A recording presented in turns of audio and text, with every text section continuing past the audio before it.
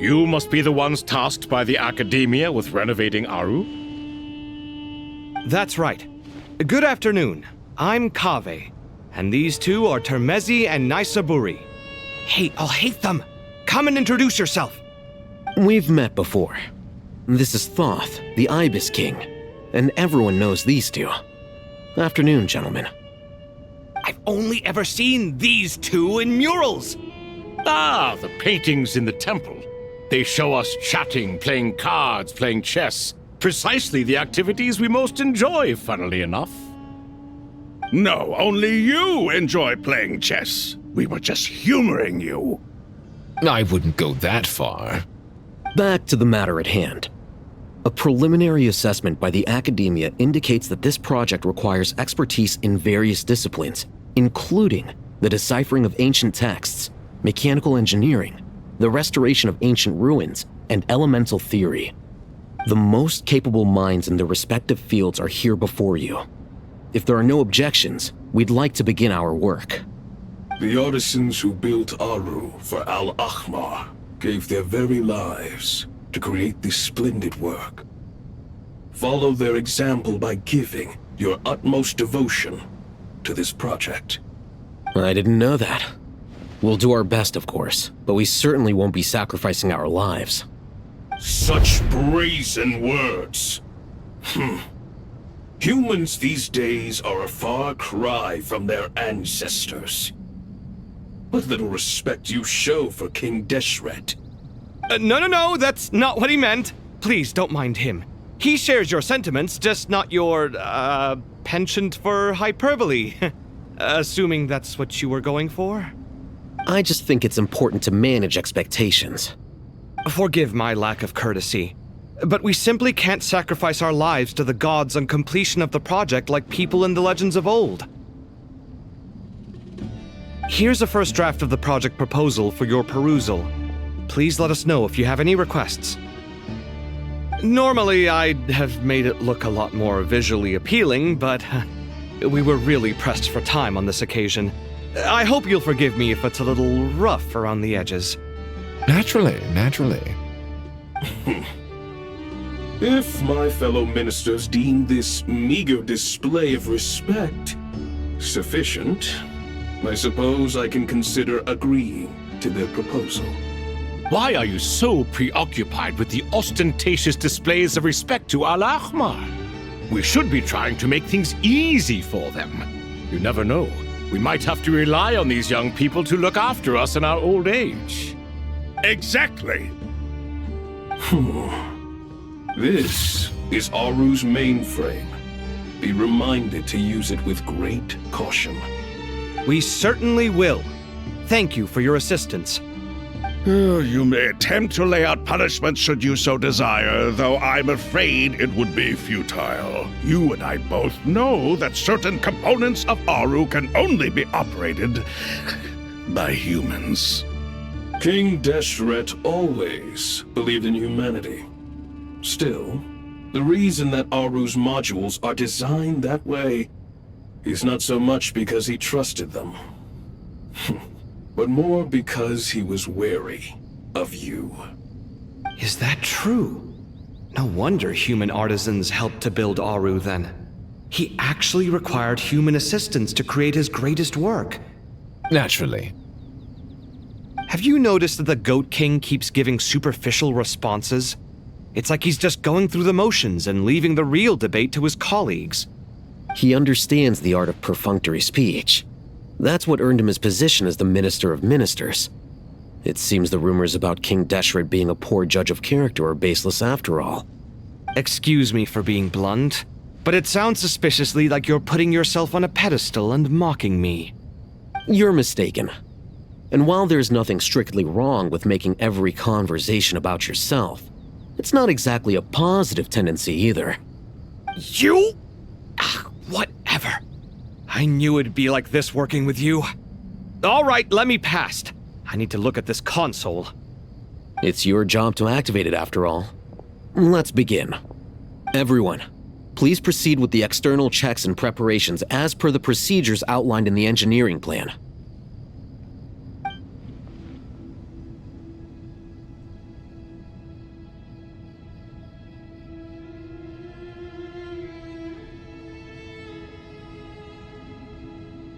Hello there, youngsters. Whoa, the Ibis King came to life. What do you mean, came to life? I've been alive the whole time. You did say we could start our research, right? Are you having second thoughts now? I've reviewed the proposal. The work you're planning to carry out on this grand device is ambitious in its scope. You have ample confidence in your abilities, I take it? I wouldn't say I'm feeling hugely confident, but given how bad things are, I'd rather at least try something than sit around waiting to die. You are the top scholars of your day. I trust you are aware that there are countless links between Aru and the Akasha. Aru and the Akasha? But... I thought the Akasha was the Academia's greatest technological accomplishment, created years ago by the Dendro Archon to help her people access knowledge. And you too? Do you not know either? You've read the instruction manual, right? You tell them. An instruction manual? The Akasha has an instruction manual? The Dendro Archon is a kind and thoughtful god indeed. It used to sit on a shelf in the corner at the House of Dana. Not the most popular read. If the manual is to be believed, Aru was in fact the original inspiration for the Akasha system. what? But there are so few records about Aru anywhere. And practically none of the scientific expeditions into the desert had anything to do with it. Ah, but this is something you could not possibly have known. You may have heard many stories about the desert, but what is the most important aspect of history? Consider this a quiz. Anyone from Vahumana present? I'm from Vahumana. It's, well, veracity. Precisely. And a large part of veracity is the chronological order in which events occur. I may as well tell you. In the beginning, Nabu Malikata, the goddess of flowers, descended upon Sumeru. The glory of the heaven was within her. She brought life, oases, and knowledge to this land. Then she created the Jinn, enlightened them, and ordered them to serve her. Two other gods also walked upon this land where wisdom flowed in abundance, and the three met beneath the great green trees. It was the first and greatest alliance. We should speak with reverence of this covenant between the three, which transcended both time and life. For they promised that in Sumeru, wisdom would be shared with all. All the great changes in Sumeru's history began with the goddess of flowers. For King Deshret's sake, she pried into the secrets of Celestia, and for this was burned to ashes by the flames of wrath. So grieved was King Deshret by her passing that he lost all interest in state affairs and devoted himself instead to the knowledge that she had brought back. It was after learning of the technology from that floating island in the sky that he first conceived of Aru. And so, the Akasha was inspired by Aru, while the basis for Aru itself came from Celestia's technology. Well, if the two share a common technological origin, then connecting one system to the other is an entirely feasible idea. Unbelievable. Have you no reverence at all for celestial technology? No, I do, but there's no time for that. The schedule is too tight. Blame it on the deadline. Perhaps you could try coming up with our cutoff dates. You know what it's like having to turn around 5 different drafts in one day? I wouldn't wish it on my worst enemy. Yeah, also, Sir Ibis King, you don't plan on getting directly involved at all, do you? Yes, well, you strike us more as having come to give a popular science lecture. Or, wait, does this count as more of a first-hand witness statement? Neither. Anyway, this sounds like far too much work for me. Still, if Aru is so powerful, why didn't King Deshret use it for more ambitious ends? Because it was never fully completed. King Deshret had grand plans, but he perished before they could come to fruition. In the beginning, his wish was to create something that could rival the very world itself. The Lord of Flowers sacrificed everything for that ambition. What he desired, she bestowed, and thus was knowledge brought into the world. Her courage and sacrifice had to be honored with the most splendid of monuments, or King Deshret would surely have deemed it a grave injustice. And that monument, built from knowledge and technology, etched with a sacrificial and courageous love, even in its unfinished form, it deserves to be treasured. At that time, King Deshret said the following to the Lord of Dendro. Since we share an eternal covenant, I shall never be your enemy. Hence, the fruit of wisdom from the heavens is not to be devoured. Remember, it is not that I lack the power to become the enemy of wisdom. Yet you and she have taught me much and shown me kindness. For this, I cherish you both. In the end, Aru was only used to store a portion of the souls. It was but a primitive form of the masterwork the king had envisaged. His final hope for Aru was to return to the past, when she yet lived. So the point you're making is, King Deshret was both powerful and ambitious, and he only ceased his imperious ways out of affection for the goddess of flowers and the Dendro Archon. You could see this as an act of mercy, but you could also see it as the sentiments that lay between these three gods placing constraints on him. This was, after all, the foundation of the alliance between them. This explains why Aru was both a prison and a monument, and why the answer to the three questions was time. You have to be careful who you get involved with, or you invite all manner of misfortune. This is as true for gods as it is for humans. Love is the same. It is both a prison and a monument. All right, let us pause the story here for now. Seeing as you've been so diligent, I'll offer a little help.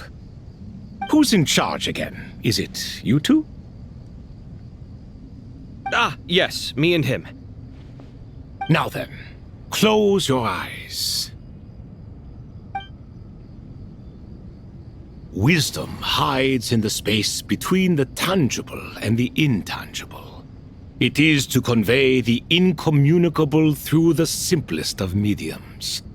By the power of King Deshret, I shall grant you a glimpse into the unseen secrets that lie at the threshold of existence.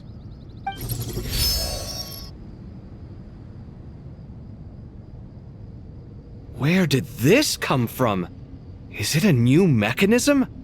It looks more like some form of externalized information. You've rendered it visible?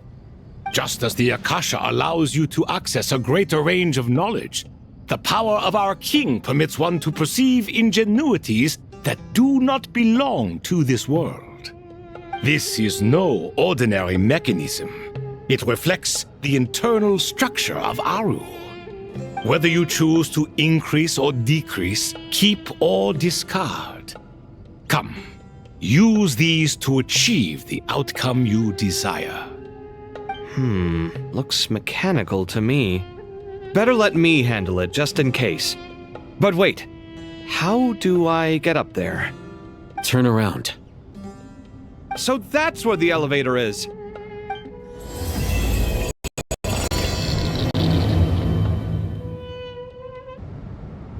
Obelisks were used to record important information in the ancient desert civilization. Hey, Alhaitham, there's some writing here I'll need you to decipher. I've sent it to your screen. Do you see it? Got it. It's a little blurry, but I should manage. Take a look and tell me what it says. Oh, and I'll send any other similar text directly to you from now on. Let's start with this one.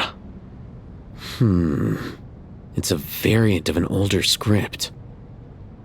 Herein lie verses written for the Yellow Sands. Looks like cultural information from the age of King Deshret.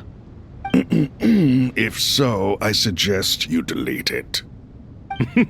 Words thrown together merely for fun. I had no idea Aru kept a record of this. Well, as long as you're certain that this is strictly private information, that's fine. It is unimportant. All right, well, I guess I'll start now.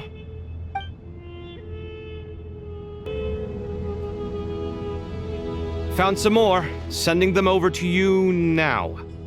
These are all reports about the Gurubot conflict. Can we delete them? I'd say so. Most of this information has already been archived anyway. What if there are details in there that Vahumana missed? What are we supposed to do if they come after us in the future? They'll just have to live with it. If we don't resolve these issues now, there won't even be an academia in the future, let alone a Vahumana Darshan. Yeah, you're right. Okay, done. There's some other similar monuments nearby. I'll check them out. Another monument. Hold on.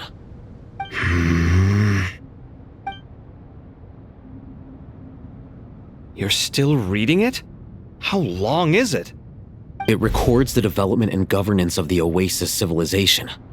Most of it concerns the Jinn, but it also contains records left by the artisans who built Aru. Is it important? Some of it. There was no way for me to read the whole thing in its entirety, so I had to rely on my intuition to pick the parts worth keeping. What about the artisans' records? What do they mention? They're speculations, mostly. For instance, they were wondering how to protect themselves if King Deshret decided to silence them after the construction of Aru was complete. Sounds like pure mythology to me. Surely that kind of thing didn't really happen. The records do emphasize that this was merely their conjecture based on various myths. Still, the artisans did leave details of their plans to survive, including blueprints for their escape route. Even that got recorded? Okay, well, I'll make a copy of this first before I delete it. Is that truly necessary? You won't be needing those. No, the blueprints are important. I want to keep them as a memento.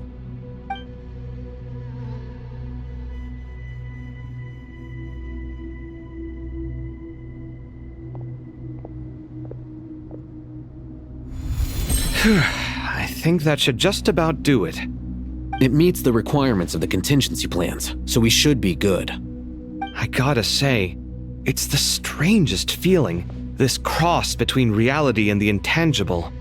It's like drifting between life and death, or in and out of a dream, using my own hands to manipulate illusions that are forever out of reach. Chasing dreams in the most literal sense. Definitely a novel experience. What happens if my spirit just floats away? That won't happen. Anyway, I wouldn't celebrate just yet if I were you. There's likely to be a phase 2 of this project. All right. I'd better keep my wits about me then. I expected that the outside world no longer respected the ancient gods, but even so, I do find the tone of these youngsters to be dreadfully impolite. It should hardly come as a surprise to you. I remember you saying the same thing last time. I assumed that was just a one-off. I did not realize it was the norm. Don't you think that young lad's matter-of-fact tone sounds familiar? It bears a rather uncanny resemblance to you, Goatee. Surely a sign that he is a man of rare intelligence. Ugh. The rest of them, though, much better. The blonde-haired one, for instance. So sincere. That's the kind of kid I can respect. Oh, really? Well, what about your disciple, Nefer? She's about the furthest from sincerity that a person can get. And now you hit the crux of the issue. Thoth is spouting lies again. He cares nothing for sincerity. He likes Nefer simply because her personality is just like his. Thus, in giving his approval to Nefer, Thoth is simply validating himself. The rest is but smoke and mirrors.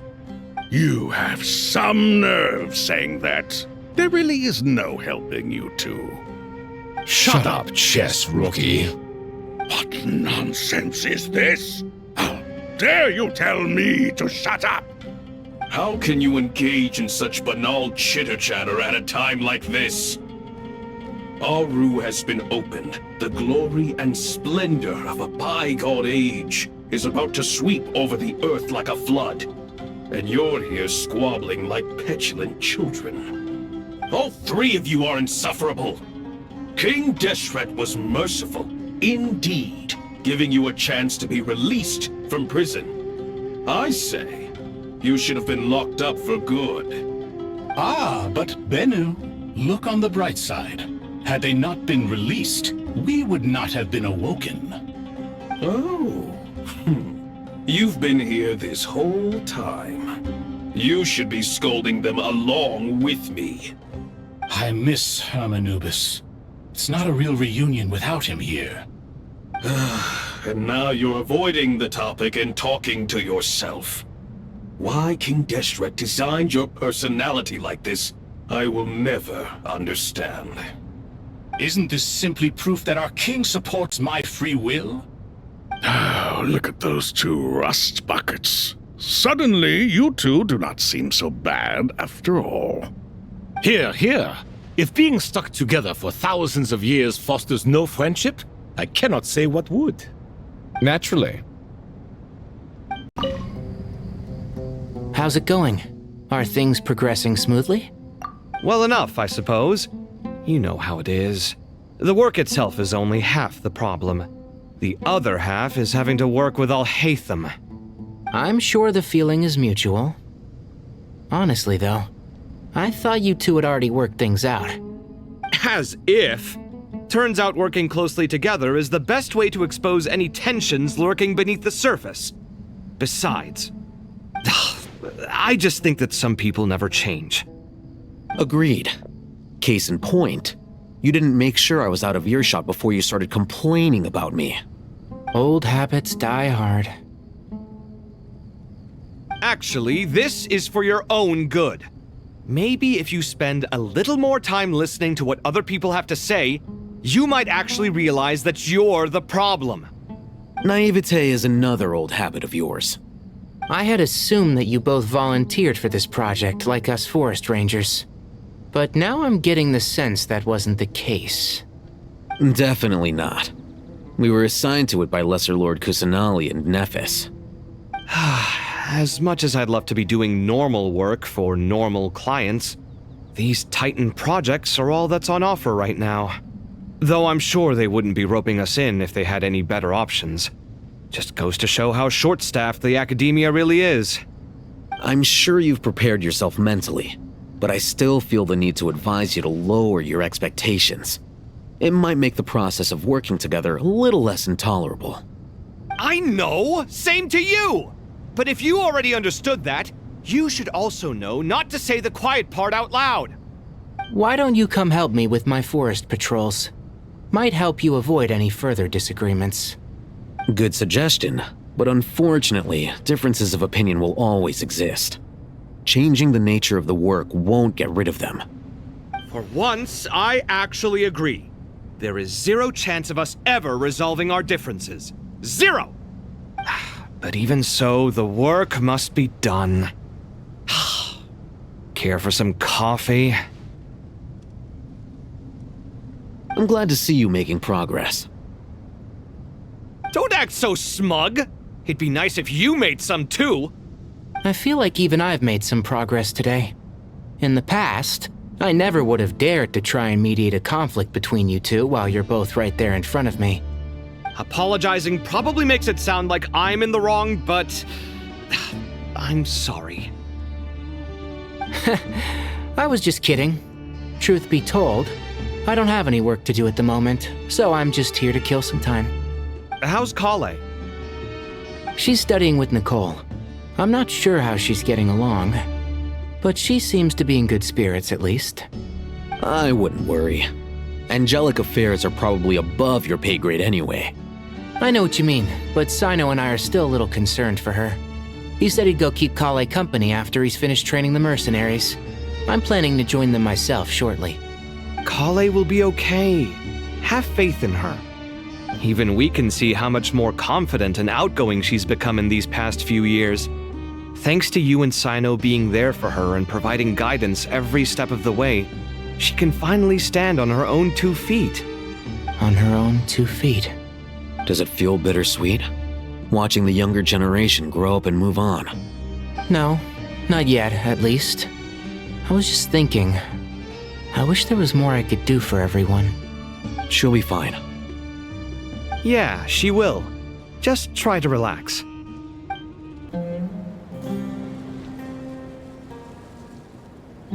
Traveler from afar, do you worry for the fate of Sumeru as well? Whoa! It's Sobek the Crocodile King! Greetings, Crocodile King. Please be at ease. I'm just here to chat with you about Lesser Lord Kusanali. Sounds like you really care about her. Yes, although to be exact, it is a mixture of both concern and curiosity that I feel. Speaking of Nihida, Paimon was wondering how she's doing. Wait a moment.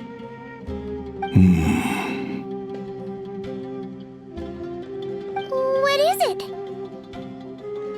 I tried calling out to a pep, but there was no response. This can only mean that she is focusing all her energy on taking care of Lesser Lord Kusanali. All the gods who serve King Deshret seemed super surprised to hear that Apep agreed to help Nihida. Guessing she made a bad impression on you or something. Are you aware of the history between her and our king?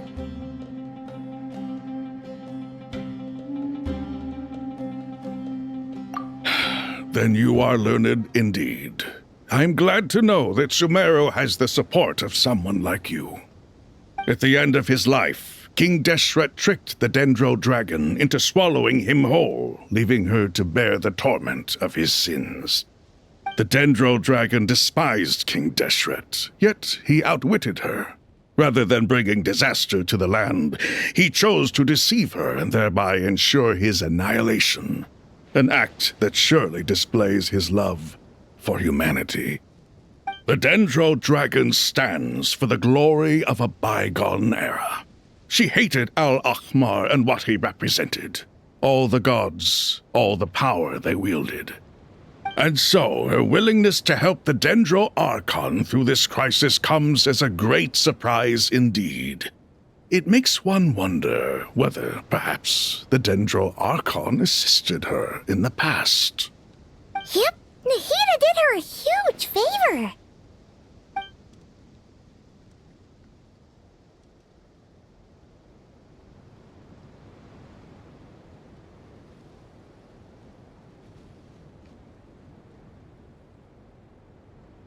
So Lesser Lord Kusanali put an end to the Dendro Dragon's many long years of torment. As much as she loathes the Seven, Apep knows kindness when she sees it. No wonder she was willing to make an exception. Yeah, that's the sense we got from dealing with her too. She is not incapable of coexisting with other living things. Rather, she actively chooses to avoid coexistence. And this despite the fact that she symbolizes life itself. How ironic. All of this being said, I wouldn't expect too much from her if I were you. Nothing will change her hatred towards humanity and gods. We'll keep that in mind. Anyway, how much longer do you think Nihida needs to stay with Apep?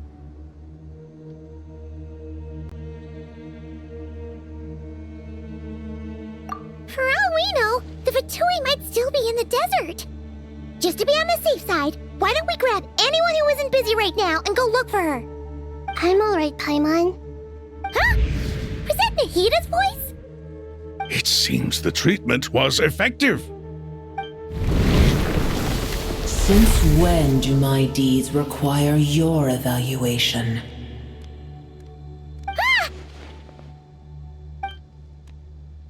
Here will do just fine. I had no intention of taking you any further.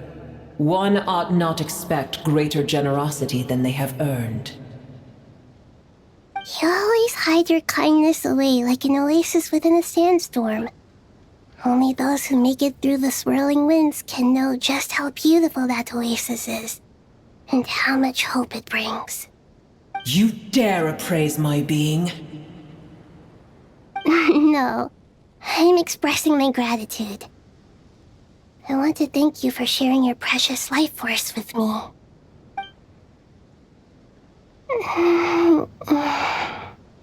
Awake already? You are more resilient than I thought. Pep. I feel much better. Thank you. Gods and their gratitude mean little to me. I would rather you give me your assurance that the situation with Irminsul and Sumeru's ley lines will be competently managed. If I suffer any ill effects from the ley lines, you, as the god of this land, will be held responsible. And you would not enjoy being held to account by me. I understand what you require, but I would assume this task even if you did not demand it. Sumeru is my responsibility. I must resume my duties as soon as possible. A farcical notion. God of Sumeru, I hope you realize how unextraordinary your strength is. And yet, maybe it is precisely what defines me. A god of wisdom is not meant to rule by force. Then hold steady. We go forth. Well, I'll be. Is that a pep? Do my eyes deceive me? Of all places, the Dendro Dragon has decided to visit the mausoleum of King Deshret? I see that after all this time, El Ahmar's menagerie of ministers remain as vile as ever. It's a pleasure, Dendro Dragon. Had you arrived but a little sooner, you might have attended a meeting of the Seven Pillars. What a nauseating thought. You are not the first insects I have had the displeasure of dealing with today. A swarm of them tugged on my tail on my way over. Goodness knows what hovels they crawled from. Why do all the creatures of this world remain so lowly after all this time? What did you do with them? I cast them away. What would you have me do? Keep them as trinkets? Boer, this is where we shall part ways. To be clear, I do not wish to see you or anyone else here ever again, unless absolutely necessary. Then I wish you peace as you return to your dwelling place. It matters not to me. Simply refrain from bothering me again.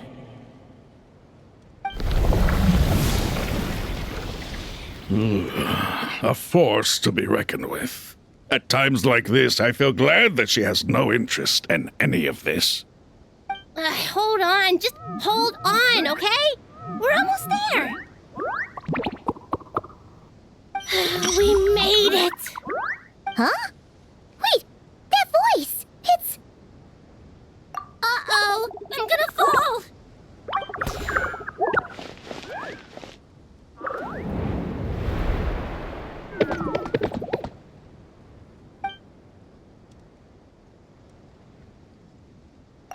Well, that's a relief. A pair of safe hands indeed. The Dendro Archon's familiars. They are the last thing I expected to see here. Huh?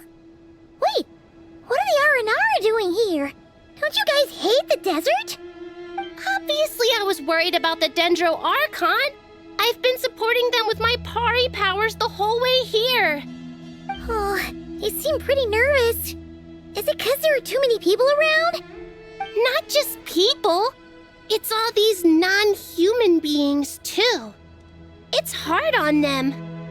I can't believe you made such a long and dangerous journey just for my sake. I appreciate your support so much. Thank you all. I'll have to ask everyone to wait while I help our new arrival settle in.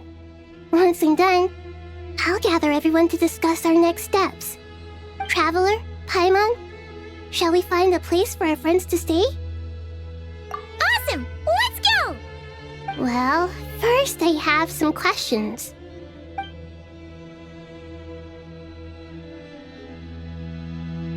Okay, I think that covers everything. Thank you. We can get going now.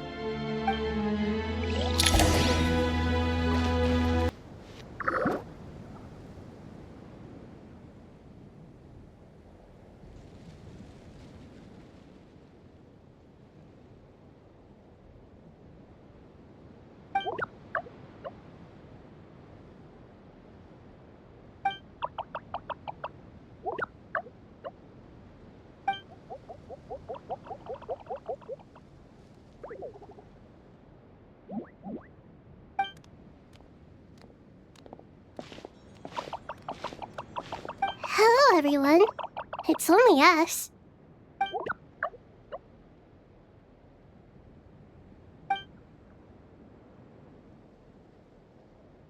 It must be very tough for you coming all the way out here, especially since you don't like the Voluka. Is everyone back in Vanarana doing well?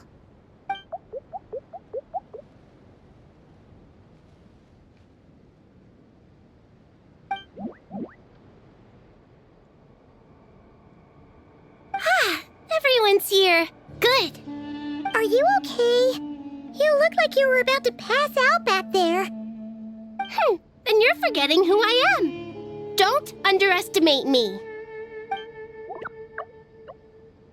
Red flag. Oh, excuse me. Are you comparing me to Paimon?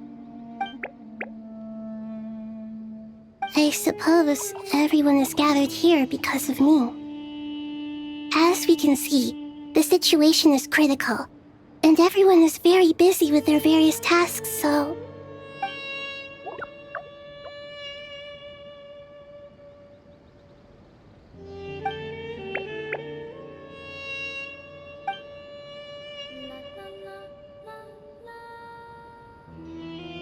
I can't thank you enough. Right now, we're focused on restructuring Aru, processing excess information, and helping restore everyone's confidence. I'm sure you'll find it all very straightforward. I can help too! Just let me know where I'm needed.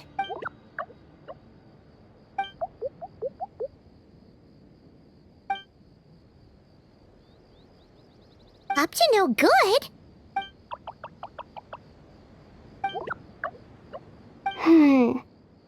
That definitely sounds suspicious. Traveler, Paimon, I have other work to attend to here that needs to take priority. Could I trouble you to investigate the situation Arabalika spoke of? No problem. Leave it to us. Thank you. I'm counting on you. There's one other thing. If you are to work alongside the people of Sumeru, you will need to make yourselves visible to them. Is that acceptable to everyone?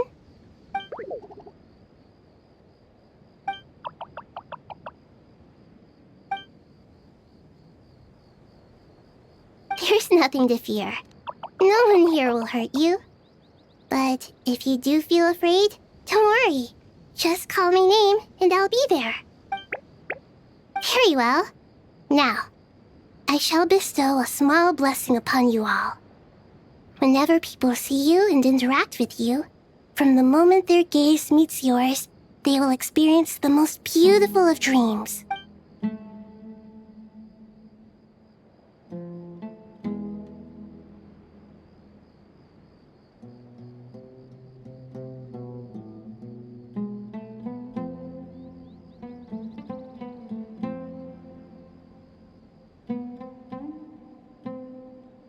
Do not fear.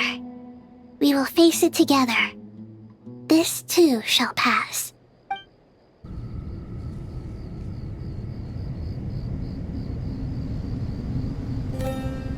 Ah, everyone's here. Wonderful. Dendro Archon, you're back. Are you recovering all right? You mustn't push yourself too hard. I'm doing very well. Thank you for your concern.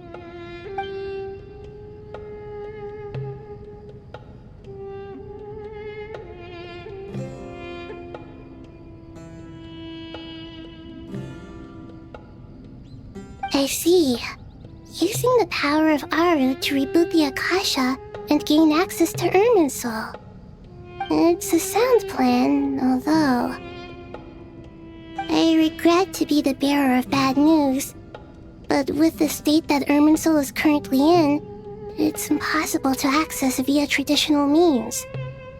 Even the Akasha won't change that. Alas, we had feared this may be the case.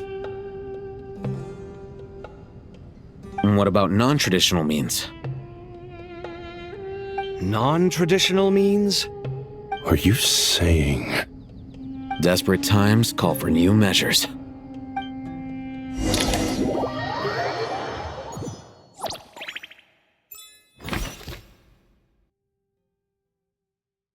Hey, we're here! Ah, it's you. Is there a situation?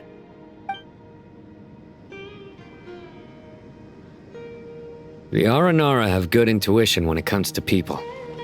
In other words, there may well be a traitor among us.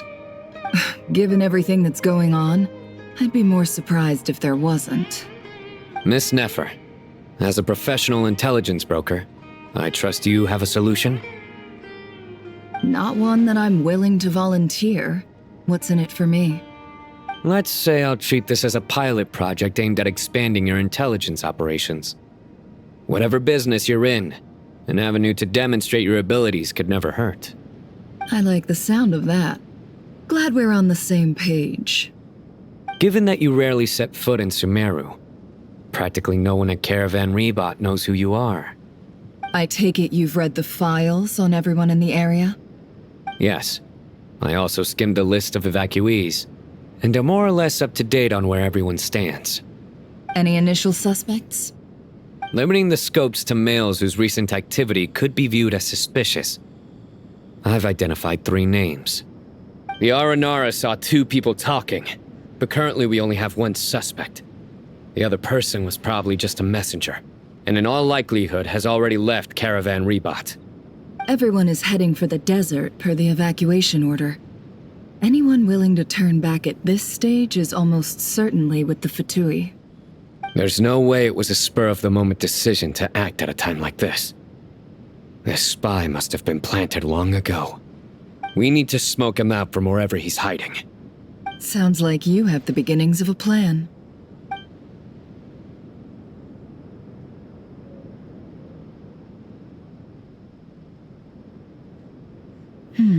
I see. Your suspicions are well-founded. I'd be watching him too if I were you.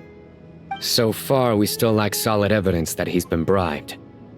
He hasn't made any recent purchases that would indicate he came into some cash. Then let's get closer to him to confirm before we make our move. I can handle it.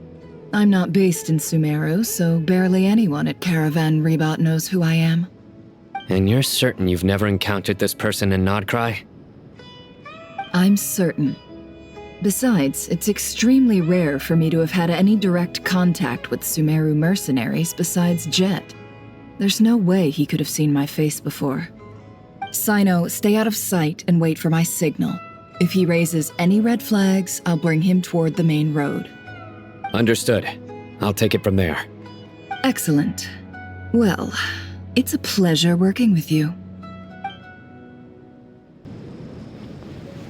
Darker skin, scars, frequents the desert and has ample combat experience. Nothing unusual about how he dresses or acts. What's that he's looking at? A coin. Interesting. Could that be how his contact paid him? Conveniently discreet for someone trying to hide any unexplained income. And yet it could be highly valuable.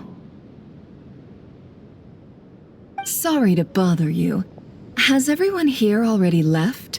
I don't suppose you happen to see a lady wearing a hat? Ma'am? What are you doing in Caravan Rebot all by yourself? The main group evacuated some time ago. Didn't you pass them on the road? My friend and I lost some of our cargo along the way.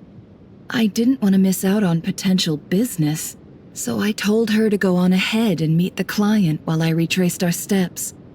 I didn't think it would be so late by the time I found it. and then there was a terrible sandstorm. I guess I must have taken a wrong turn, because I didn't see any large groups on my way here.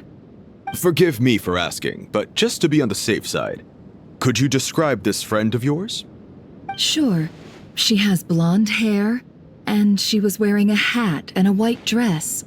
You'd definitely know if you'd seen her. Yes, I think that does ring a bell. Ah, my apologies. During this exceptional time, the Core of 30 are under orders to be extra cautious when dealing with unknown people, whoever they might be. I understand. Well, sir, is there anything else you need to know?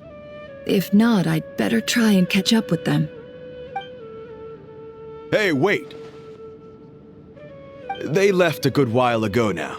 You'll never catch up with them on your own. Why don't I give you a ride? I'm here to collect the last few people anyway. We have plenty of carts, so one more won't be a problem. That would be amazing. Traveling with a group will be much safer. I'll have to pay you for your trouble. Hey, let's not worry about the money for now. Wait here a moment. Once I'm done packing up, I'll take you to join the rest of the group. All right, thanks. Let me know if you need a hand carrying anything. No need for that. I'm strong enough for both of us. Okay. Well, I wish there was some way I could repay you. Guess it's my lucky day, running into someone who knows what they're doing here. You might have just saved my life, you know? You're not wrong there. I mean, what kind of cargo is so important that it's worth risking your life to get back? I hope for your sake that it's priceless. Actually, I suppose I can tell you, since you've been such a big help. But be sure to keep it to yourself, or we could both be in big trouble. Oh, really? Sounds mysterious. We're in the antiques business. You understand? Some of our goods aren't acquired through the most legitimate means. We have to be very discreet when we're selling them. That's why I had to go looking for the missing cargo alone. Ah, no wonder. Well, ma'am, in that case, it turns out that maybe there is something you could do for me. I'm all ears. But to be clear, our commission isn't cheap. Think carefully before you ask.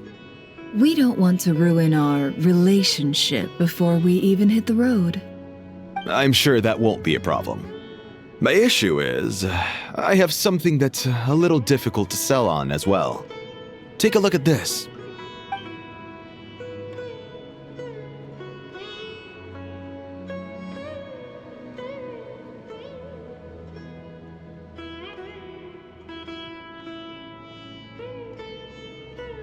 Pure gold.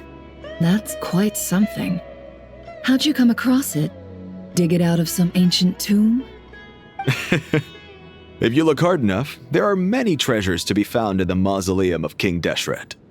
It has no distinct Snezhnayan markings. That'll be why he's going with that story. And he clearly doesn't want to arouse suspicion, so he's on the lookout for an opportunity to make a quiet trade. Surely you have an existing business partner. Won't they take it off your hands? I hope I won't be attracting the wrath of my competitors by helping you sell this. The shop I used to work with is having cash flow issues at the moment after losing some money. I'm under enough pressure as it is without having to deal with them. On the off chance anything went wrong, I'd never get my money back. I understand. Gold is the last thing that traders with cash flow problems want to see. Well, in that case, I think we can work something out. As it happens, I'm just about done packing. Shall we make a move? Sure. Let's walk and talk. This evacuation was a huge operation. They needed a few people to stay behind and tie up loose ends. And I ended up being one of them. You're lucky you ran into us in time. I certainly am.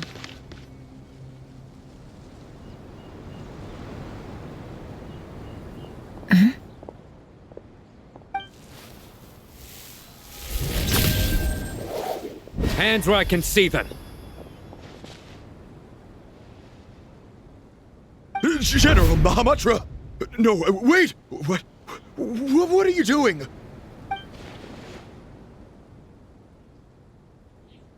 This is the coin? Good.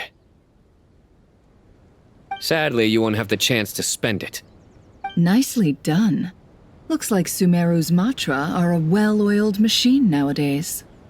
Unmarked gold coins are quite difficult to trace. Thanks to you, we have secured the evidence. Here's what's gonna happen.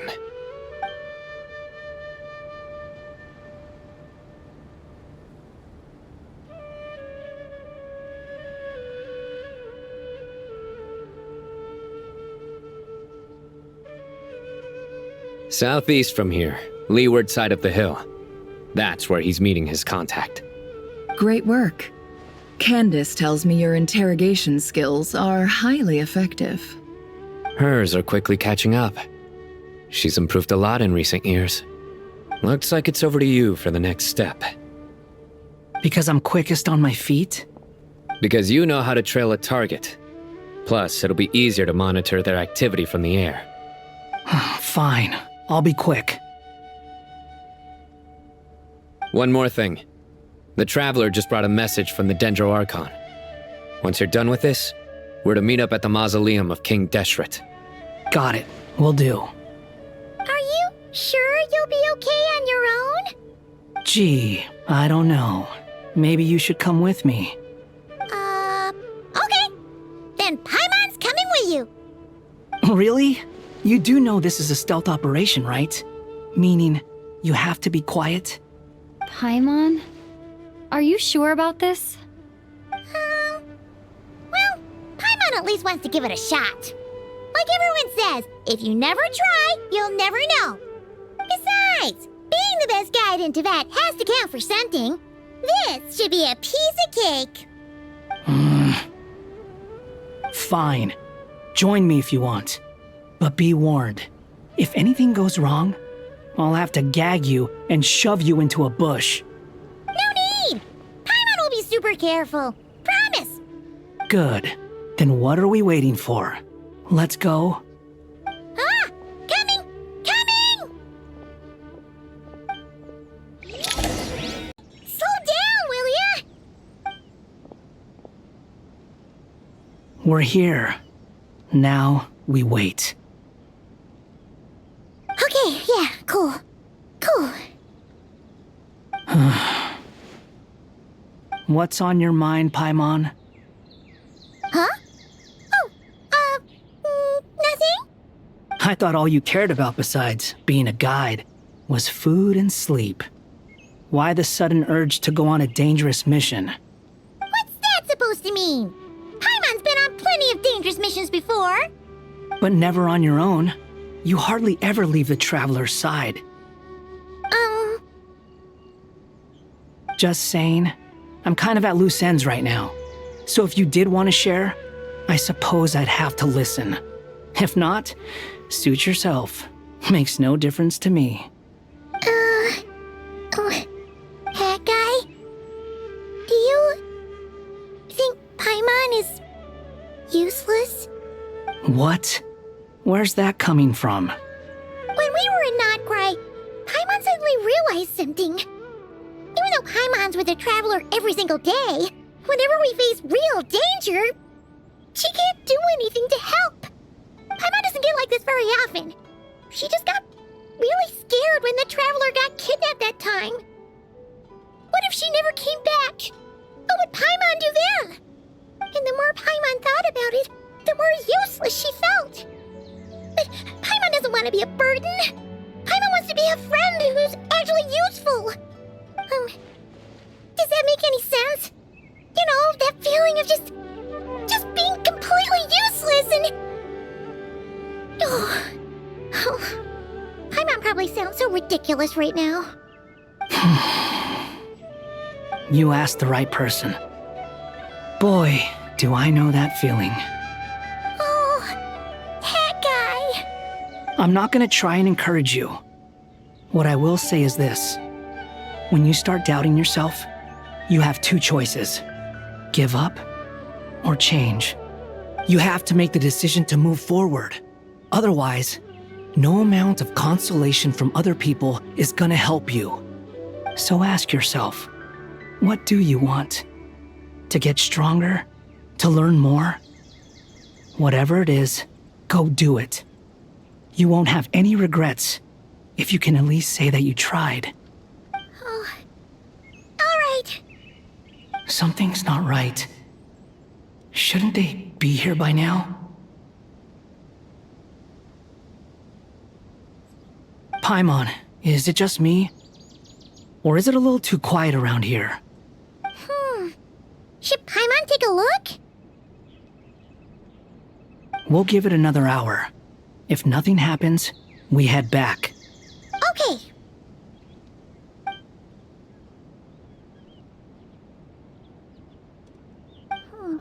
How strange. We've been here for ages. Where the heck are they? Have we been stood up? What is it?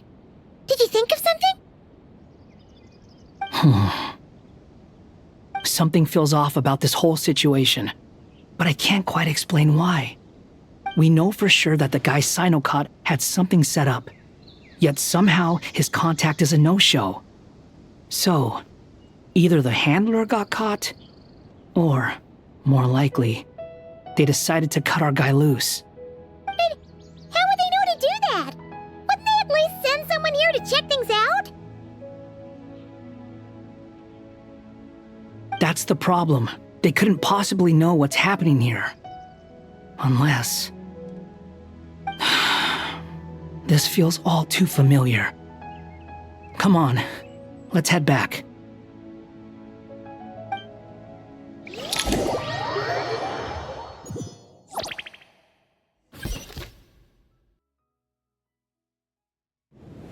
Even though this isn't a formal meeting, I'd still like to start by saying how grateful I am to each and every one of you.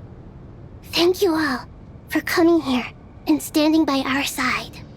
Shesipank and Bennu are currently assisting the scholars with the maintenance of Aru. Please forgive their absence.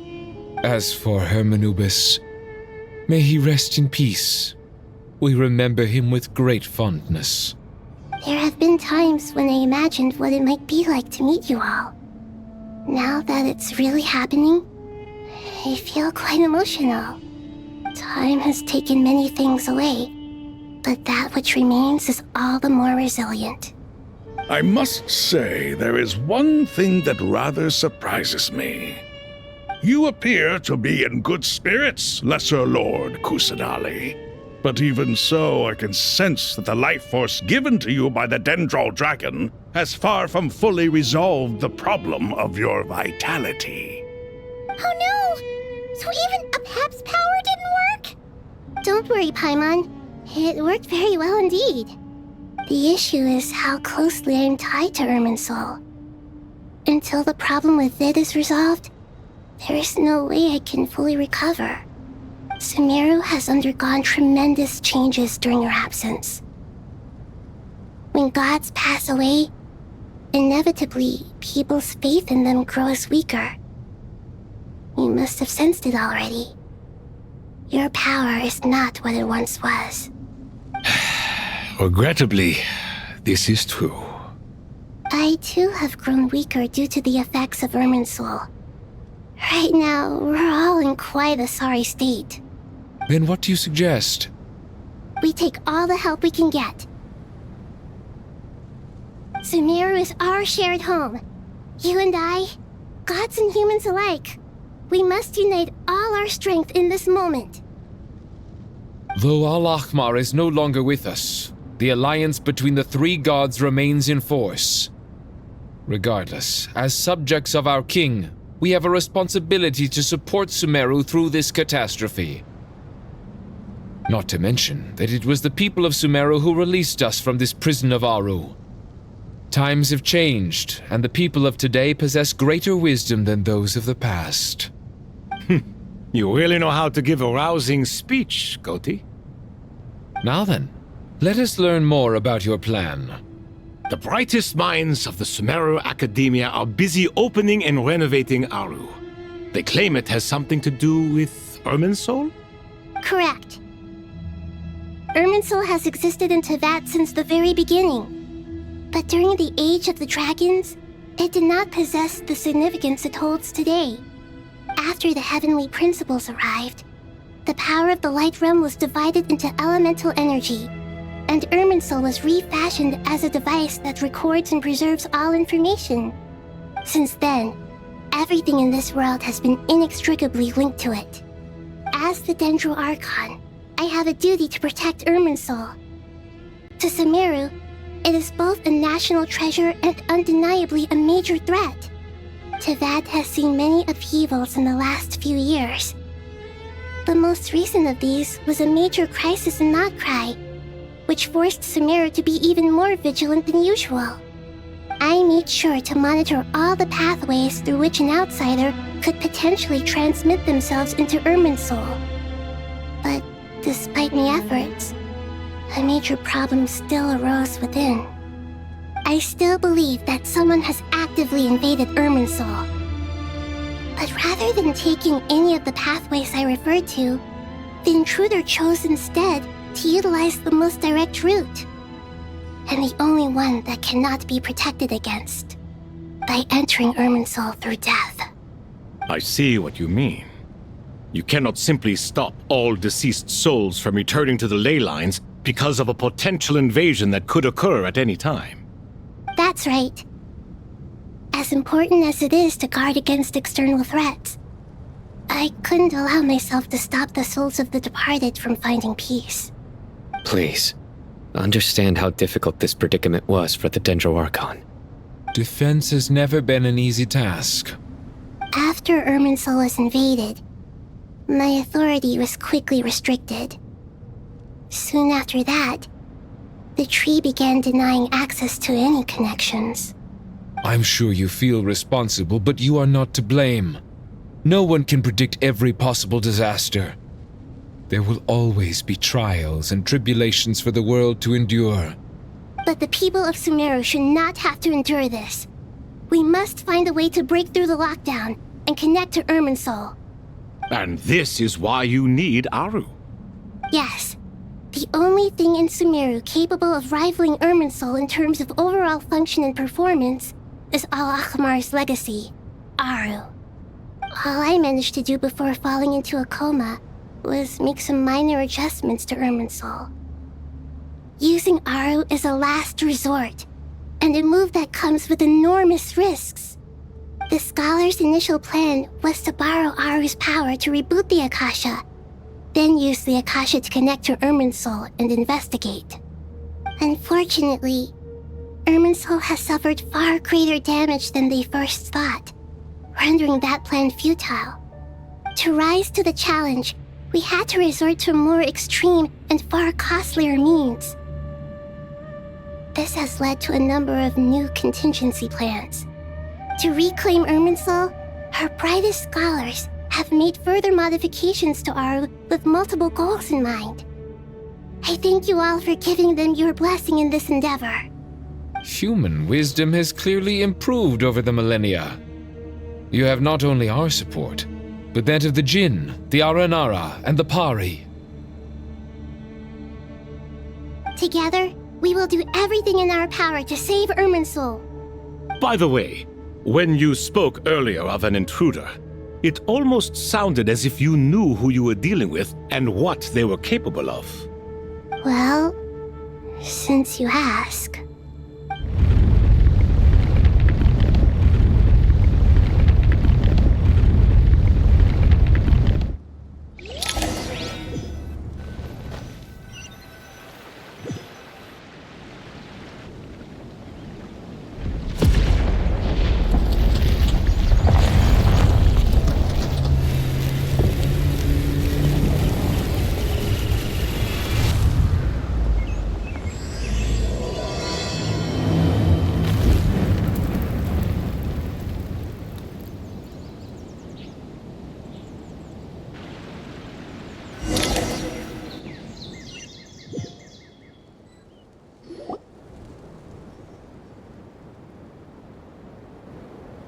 Master Tainari! What is that? Is this Irminsul? How did this happen? What's going on inside? Luckily, we managed to evacuate everyone. What in the world was that? That was terrifying! Oh my.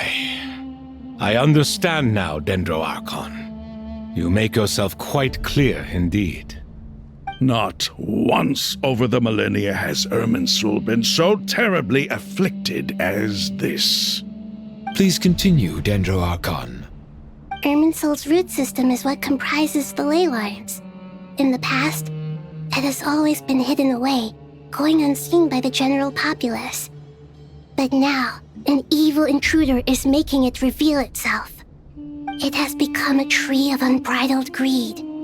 A clear sign that a deranged experiment has advanced to a new stage.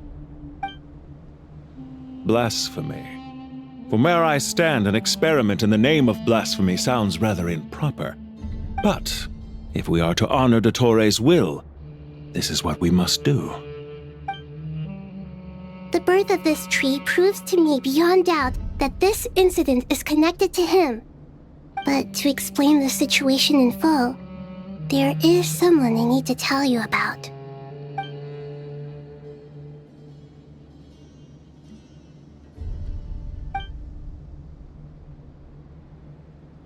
Zandik.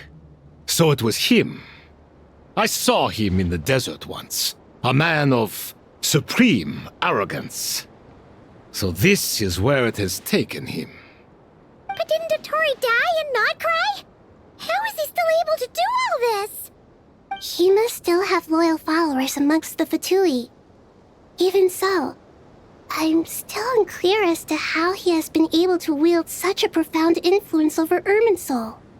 I can confirm that Fatui forces have arrived in Sumeru City. Furthermore, Irminsul seems to be undergoing some kind of mutation. Evil branches are beginning to grow. Things that do not belong to this world are slowly but surely materializing. Sorry, I couldn't think of any other word to describe it. They don't seem to be fully formed physical entities yet, after all, but they are gradually becoming real. A baleful tree climbing up into the heavens.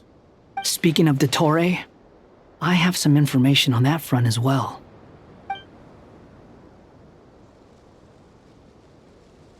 I didn't think it was wise to state this out in the open.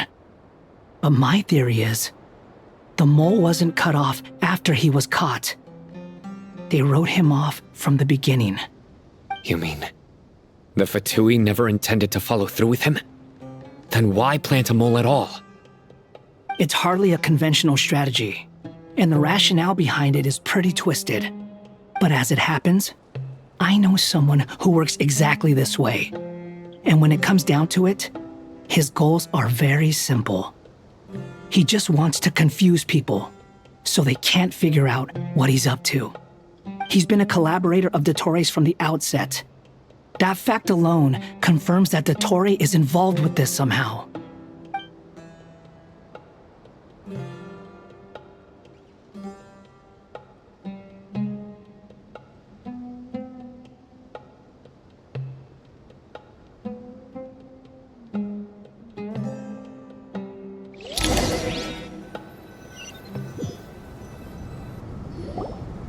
There is still much to be done. Everyone, please remember our core strategy.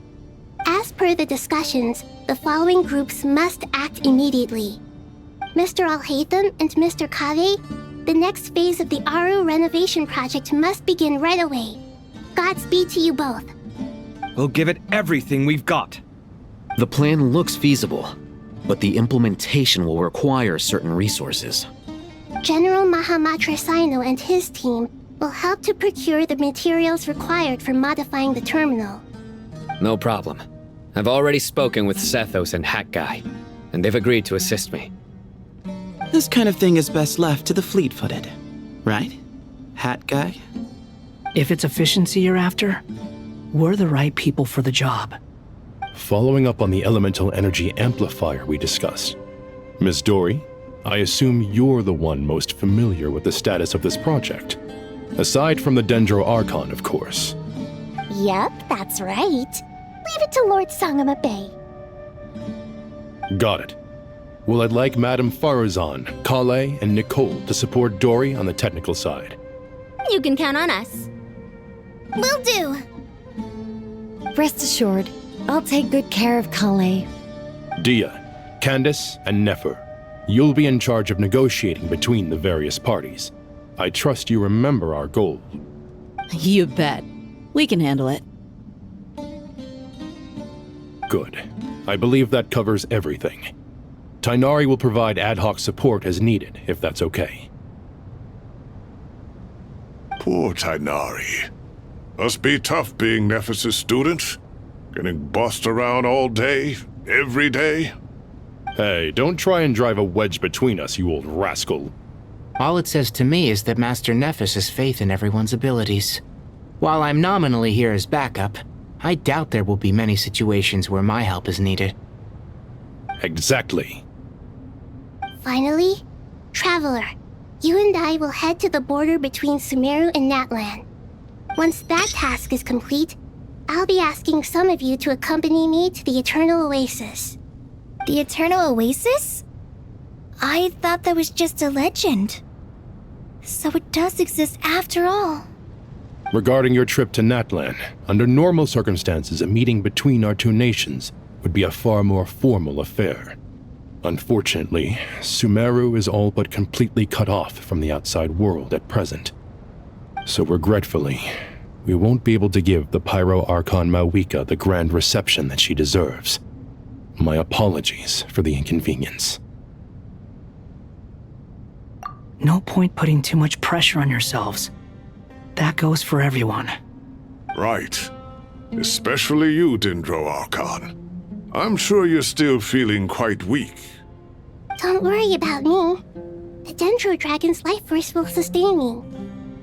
Plus, we'll be there every step of the way. Nahida will be just fine. Yes, I believe in myself. And I believe in every one of you. Well, time to get going.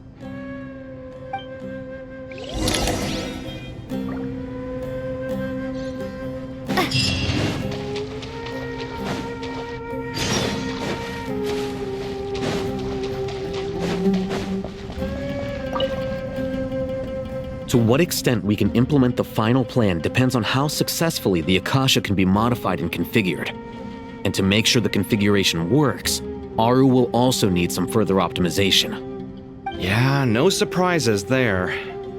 Once we roll this out, any Sumeru citizens who already have Akasha terminals can simply continue to use their existing devices. This still leaves us with a significant equipment shortage, though. Many groups of people were never issued Akasha terminals, including mercenaries, the desert folk, and many others. We'll need a supply of rare materials for the renovation of Aru and the production of new terminals. Right now, the best place to source these locally is from the primal constructs within King Deshret's mausoleum. Time is not on our side here. It's gonna be a race against the clock. The Aru merge and renovation project will have to be carried out by you two. Everything's riding on this, so failure is not an option. Best of luck to you both.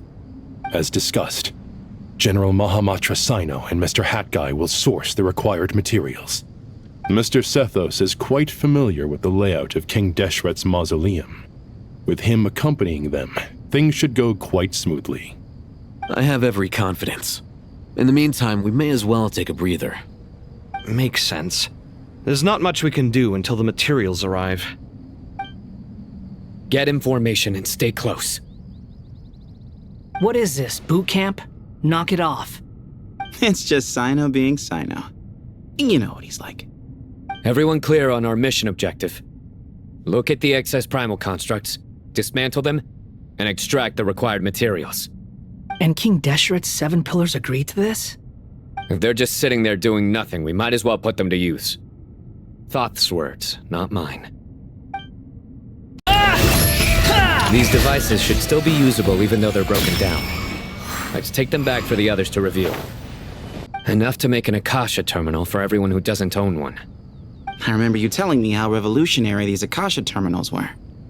You've used one before, right? The Academia declared the Akasha to be the most powerful and comprehensive wisdom dissemination system in history. That should give you an idea of how powerful it is. Certainly sounds impressive. Neither Hat Guy nor I have ever had an Akasha terminal. Well, if it all goes to plan, that's about to change.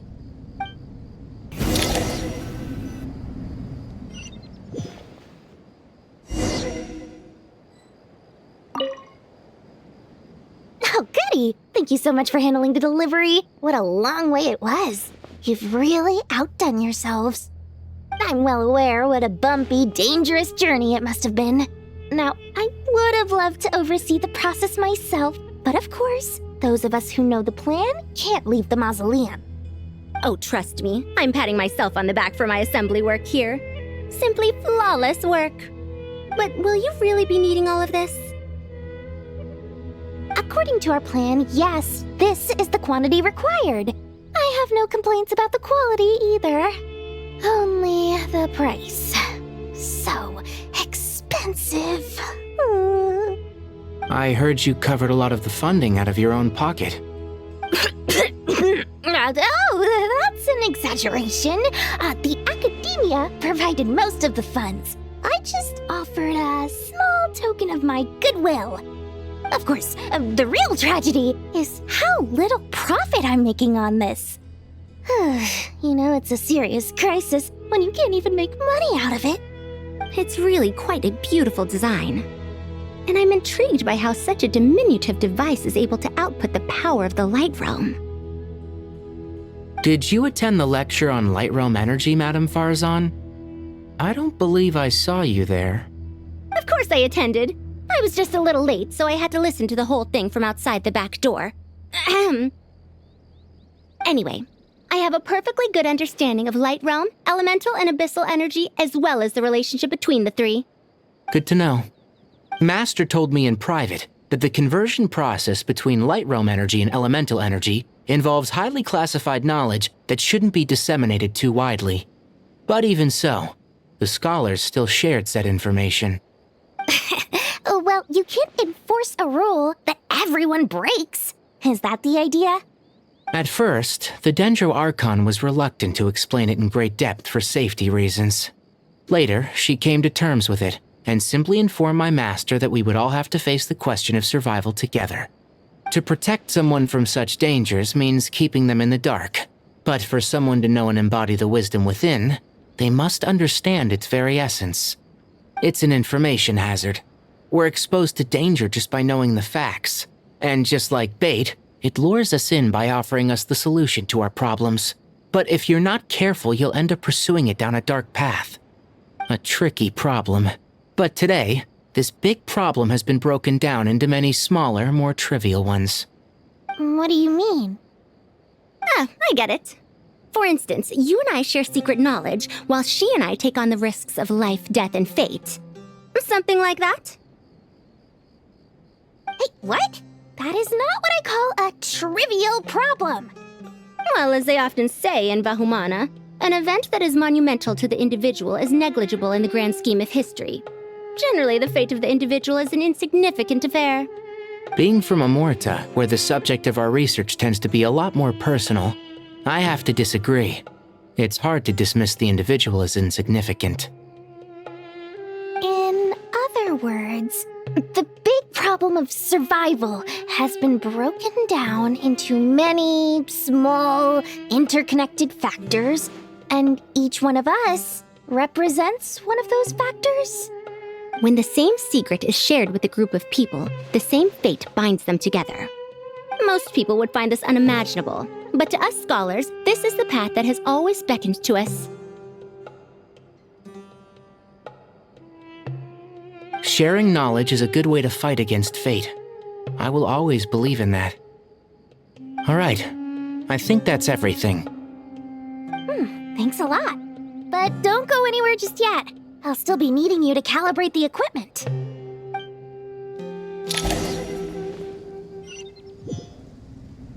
Okay, the materials are ready. We can proceed with the next phase.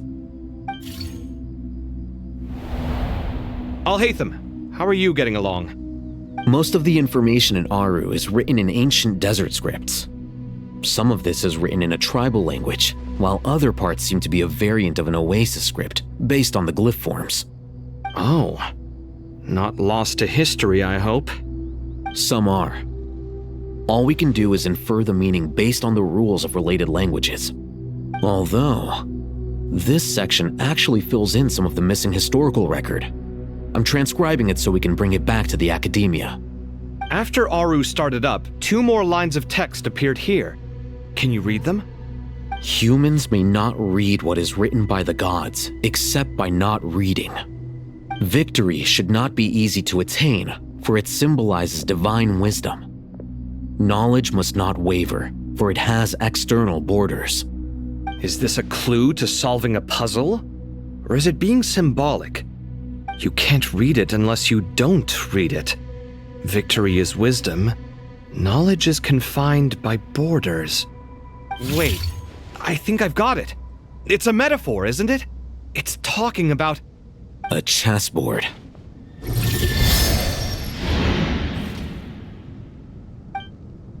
You were right. The youth of today are skilled at solving riddles. Have the secrets buried in the desert not been unearthed over the years all the same?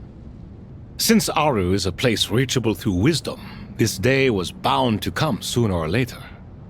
Oh, I've always been against overly cryptic sentences. Don't you get tired of reading and writing all that? Ah, it's you 3. Just in time. We've been delving deep into Aru, and now this board has appeared. I've heard this was how you'd while away your free hours. You must be quite the experts by now in that case. It is true. King Deshret's chess games are some of the most well-loved of all his wonderful creations. If you have ever been to Safhe Shatranj, you may well be familiar with the chess pieces you see here. Is this chessboard supposed to be another visualization of the interior of Aru, then? Naturally. Visitors, everything is ready. Only by completing the challenge on the board in accordance with the rules will you be permitted to overwrite Aru. 1 second. It's not dangerous, is it? Dangerous?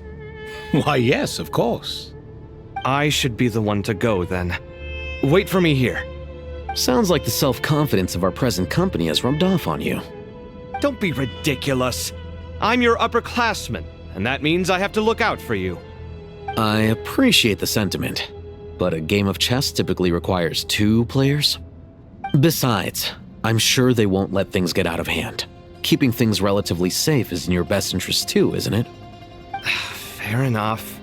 I mean, you guys are controlling the difficulty, so please don't go too hard on us, all right? Ah, but Bennu said he wanted to put some respect into these whippersnappers. All right, all right. Thank you. Obviously, we'll still try to be careful. This doesn't seem like ordinary chess. Is the goal to defeat the opponent? No, you must enter the board and pass the trials we have placed there. Ready? Let's do it.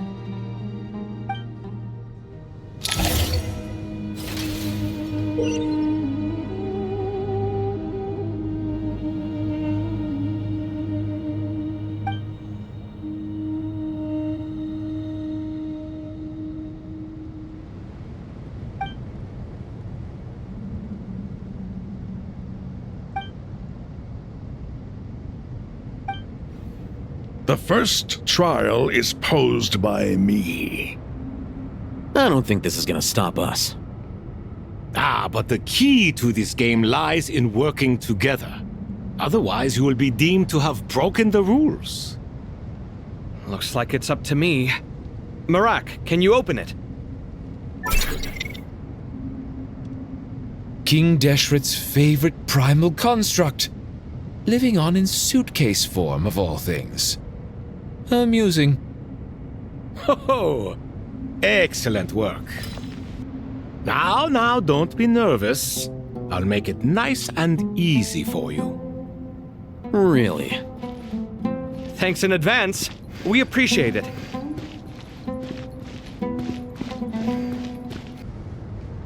Ibis King, don't you think this all rather inappropriate? You may as well be handing them victory on a silver platter. Do not expect me to follow your lead. Ha! Suit yourself.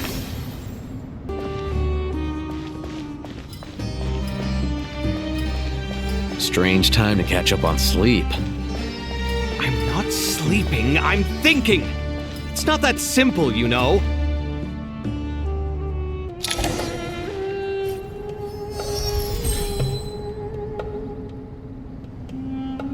Done. Finally. It's over. But seriously, that was incredible! Standing on the chessboard felt completely different from standing on solid ground. And also... Oh, sorry. I'll save my thoughts for later. Thanks to the three of you for helping us out with this. Is it just me, or were you giving us quite a lot of guidance along the way? We made but a humble contribution. You lived up to our expectations. Bravo! Our aid was not given for naught. In addition to the existing functions, I'd like to ask you for another favor. Since Aru's interference shield can cover the entirety of the mausoleum, it should be possible to extend its range even further. Perhaps you can find a way. So, building upon the existing functions to... Ah! I'm with you! Imagine for a moment. What would the ideal outcome look like if this function were compatible with the devices? I agree. This is the best solution possible. Please, everyone, we beg you to help us. Me, oh my! Well, since you ask so very nicely, I suppose... Goti? Kroko? What do you say? Naturally.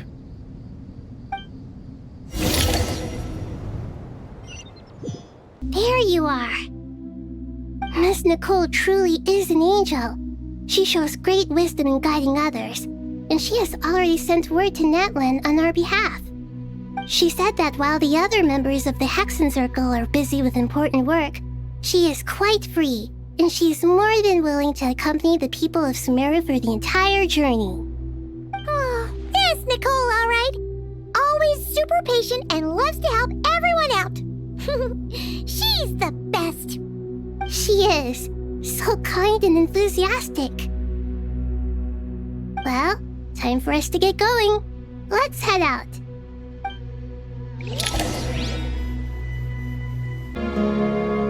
This should be one of the closest places to Natlan in all of Sumeru.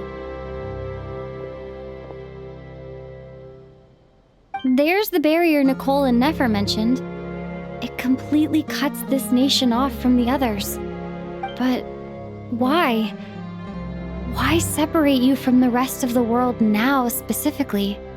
And if I'm not mistaken, Irminsul was polluted once before, wasn't it?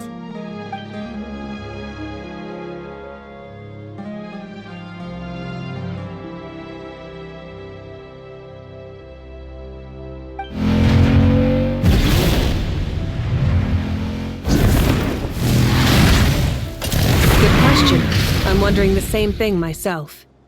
That voice. Moika, you got here pretty quickly. Hello, traveler. It's been a while. Hello there. Hello, Dendro Archon. Moika, I apologize for asking you to meet at the border on such short notice. I also apologize for not being able to greet you in person. The form in which you see me now is one carried by the Traveler.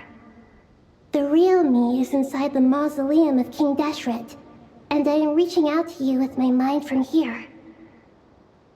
Irminsul has been infiltrated by the Doctor. We must be on our guard, as he can spy on information in the world from within the tree.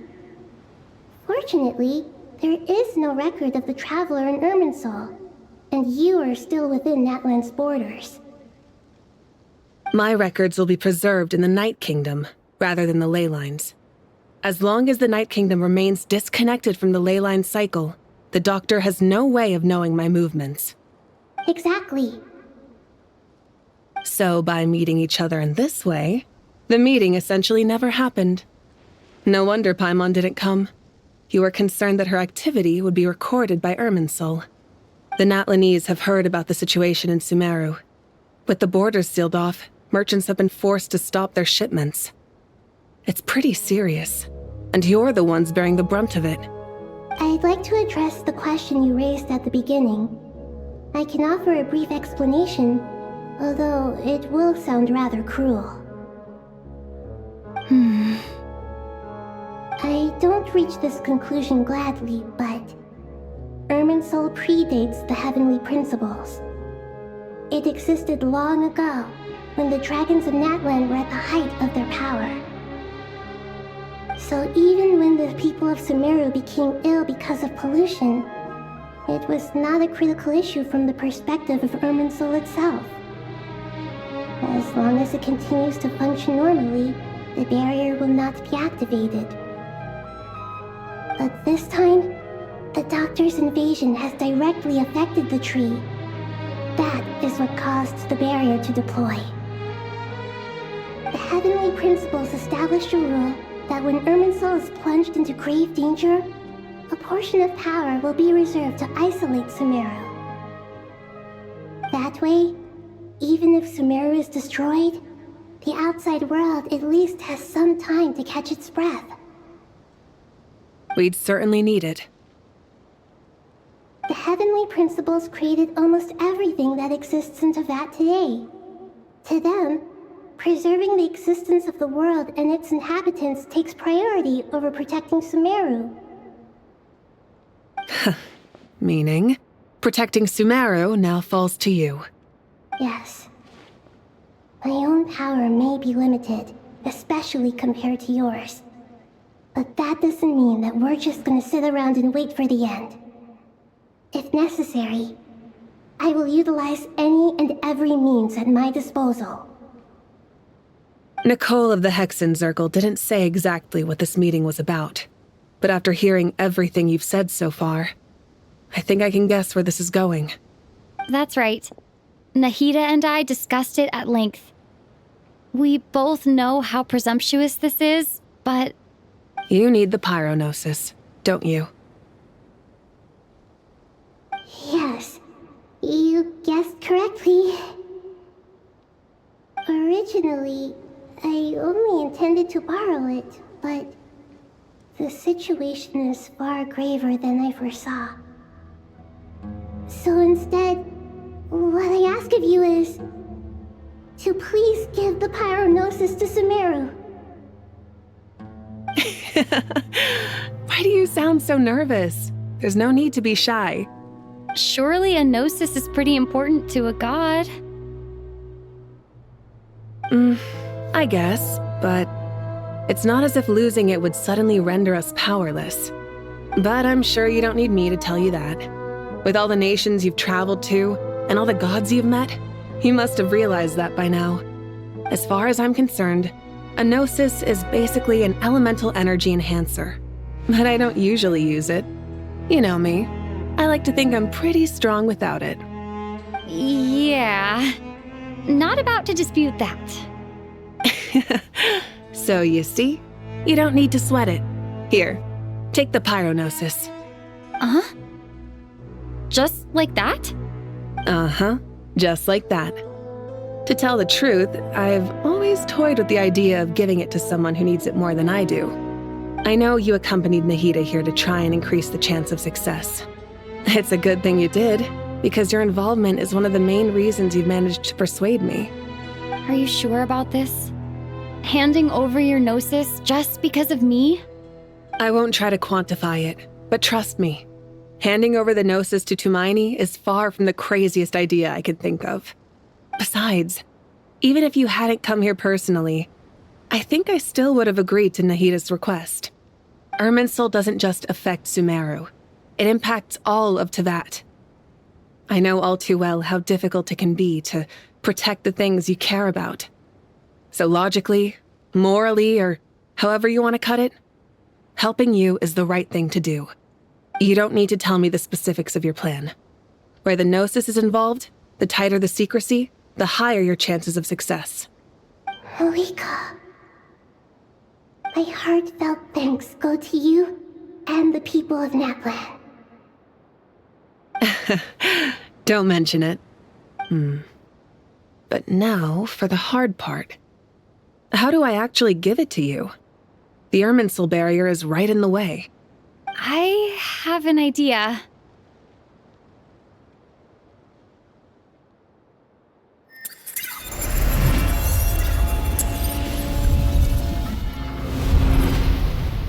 Just as I thought. Incredible.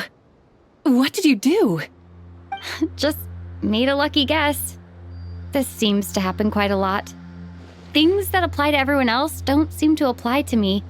I figured the same might be true here. Irminsul usually produces effects based on the records it holds. Since the Traveler is a Descender, Irminsul contains no records of her, and thus has no way to impede her. Is that right? You really are full of surprises. Catch. Whoa!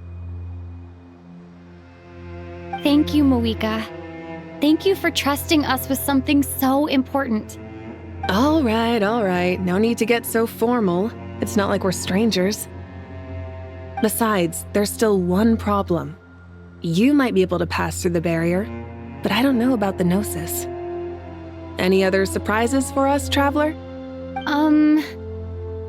Let me try something. I have the Pyrognosis in my hand. It feels strangely ordinary, not particularly heavy.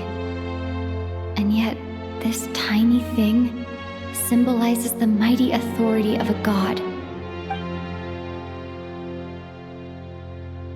I need to think hard about my memories of Pyro. My memories of journeying through Natlan. All those important experiences I've had.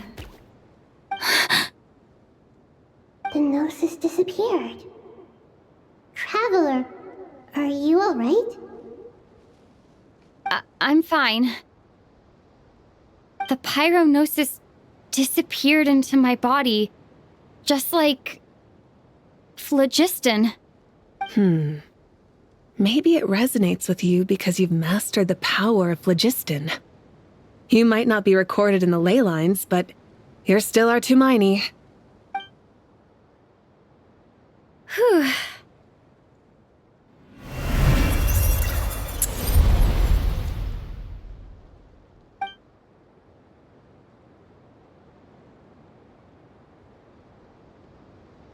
Please allow me to express my gratitude once again, Malika. Pleasure. Well, I've given you all the help I can. The rest is up to you. Good luck. We won't let you down.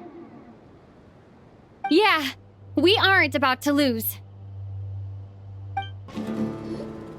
Traveler, Paimon, how are you feeling? Paimon's a teensy bit nervous, but only a teeny tiny bit. Seems like she's gotten way braver over the last few years, huh? Of course. After all the adventures you've had with the Traveler, I'm sure you've gained a lot of experience and grown as a person. I'm doing all right. What about you, Nahida? How are you holding up?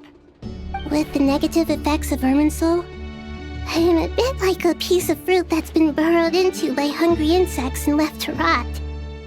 I'd be lying if I said it was nothing. But please don't worry. We all know what we're getting into, and we've prepared as well as we can. I believe in everyone. I believe in you. And I believe in myself. Stoking the fire inside oneself is certainly one way to live, but knowing when to rely on one's companions is also a form of great wisdom. I've been quietly learning little things from everyone, like plucking tufts of fur from a sumpter beast. Me too. With the constant traveling, I'm always learning and growing. That's the journey of life. I think there's someone else here who would share that sentiment. Don't worry about what I think. I was just passing by and Happened to overhear your conversation. What are you talking about, hat guy? This is the top floor. No one passes by the top floor. Says who? You can fly just like I can. I would have thought it makes sense to you of all people. I don't know why, but I feel a little more relaxed now. It shows that you feel comfortable laying down your burdens in our presence. It means that Sumeru is a place you can trust, where you know we have your back. And we feel exactly the same way around you. That's what it means to be friends. Ah, it's finally done. Ugh, but I have a nagging feeling that there's something I've forgotten. Oh, there you are. Everything wrapped up on your end?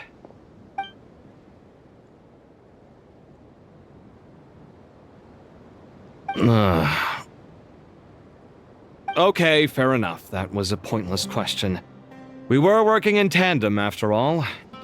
You must really be exhausted. Well, it's been a busy day for both of us. When work ends, you clock out. No looking back. Yeah, we're definitely due a break. Probably a little late to start drinking now, though. I'll stick with water. Here, this one's for you. Thanks. You want a bite to eat? I can grab us something. Or wait, I think there's a stove nearby. Let me take a look. Are you nervous? A little, yeah. Unlike you, it seems. How are you not feeling at all nervous? Because everything that happens next is beyond my individual control. I don't worry about things I cannot influence. What do you mean, cannot influence? You're the one who came up with half of the strategies we ended up using. There's only so much I can do. I was only doing my duty. Was it like this last time, too? You mean with Azar and his accomplices? Yes and no. The situation back then was easier to control, but we weren't as prepared as we are this time. So the enemy is stronger, but so are we. I still vividly remember the way you interrogated me in the library after the fact. Where were you when Sumeru needed you most? If your memory is so vivid, you might also recall that it was you who came looking for an argument. You're often the one who initiates these things, you know. I came for a conversation! I didn't know it was gonna turn into an argument! Anyway, at least I showed up this time. So, what do you think? What do I think? I think we're certainly better off for it. It's good having me around to help out, huh? Absolutely. As a citizen of Sumeru, you displayed a remarkable sense of responsibility in the face of disaster. Certainly feels that way. I just shudder to think how the world would have ended up if we hadn't gotten control of the situation. So, do you think this is what impending disaster looks like? The sky is so clear, and there isn't a whiff of decay or destruction in the air. It's hard to imagine that the fall of humanity could happen on an ordinary day like this. Awful things happen all the time. Sometimes people can stop them, and sometimes they can't. What you and I have done is increase our chances of stopping this one. Lofty ideals may provide no defense at all against nihilism, but perhaps little decisions can. Oh, nothing. It's nothing. I hope everything works out tomorrow. It will. As long as we stick to the plan, our chances of success are good. It's really strange. You're my junior, yet you always seem to act more like an upperclassman than I do. I think it's mostly a matter of temperament. Ugh. Walked right into that one, didn't I? We'll make our move after sunrise tomorrow. Good. Is everything ready? As much as possible. That'll be enough. Don't let the pressure get to you. We'll take things one step at a time. That's how we've always done it. Master Tainari! Mr. Sino! So this is where you were. I brought some juice and some water. Would you like some? I know how easily you get dehydrated in the desert, so you should definitely have some water. In which case, I'll have the juice. I gotta ask, though. Who's on juice-making duty at a time like this? Madame Farazan said she was feeling a little nervous, so I told her about the automatic juicer my friend invented. She took it right off me and started making carton after carton of juice. A juicer? Did Sucrose send that to you? Yeah, I hadn't had the chance to try it out before this incident occurred, but I couldn't bear to leave it behind in Gandharvaville. The juice is very sweet. I think so too. Kale, how are you feeling? Physically, I'm okay, but it just still feels strange to me. Why would a great power like this come to someone like me? I know the feeling well. That same question ran through my mind every day as a kid. At least now, you have someone who can relate to you. All the more reason that you should apply for Spontamod. Tighnari fiercely opposes the idea, though. Those two things are completely unrelated. What are we all chatting about, Would anyone like any juice? Oh, you have some already. I had some earlier, ma'am. Maybe give the extra to someone else? Very well, very well. I shall be off then. There's this enormous power, and then there's little old you. You feel like there's no connection between the two. And that sense of dissonance is difficult to get used to. Yeah. But after all this time, I can't believe this stuff still gets to me sometimes. Makes me feel a little childish. Kale, just because we normally keep the conversation light doesn't mean we can't discuss deeper issues. I don't think it's childish at all. You were the victim of a terrible crime. It's normal to struggle with the fallout from it. You have absolutely nothing to be ashamed of. My professor once told me that no incident can be considered truly resolved until the victim says it's over. Your rage and your pain are completely justified. Thanks. Miss Nicole said that the same god remains which were once used to inflict so much pain upon me have now become a weapon with which I can protect everyone. It's like my own personal kind of evolution. Every innocent person who's been hurt needs time to realize that it wasn't their fault. I was the same. But it's all about to be over. Tomorrow, it ends for good. I don't know if you've noticed, but you rarely stumble over your words anymore, and your outlook has become much more positive. It's a big change from how you used to be. And since this isn't over, you can settle the matter on your own terms. It's time you seized back control. I believe in you. Yeah. Sumeru is my home. And it's so important to me. I have to protect it. No. I will protect it. And once you're done, how about you come back and apply for Spontamod? Stop it with the sales pitch, would you? Hey, excuse me. There are still 3 unclaimed cups of juice here. Why don't you take one each? Ugh, my arms are getting sore from carrying them around everywhere. Madame Farazan, why are you... Here, let me take them off your hands. Thank you, Madame Farazan. Drink up and enjoy my handiwork. I think I'm going to make something else now instead. Please, try to relax, Madame Farazan. Your nerves are starting to get the better of you. I know.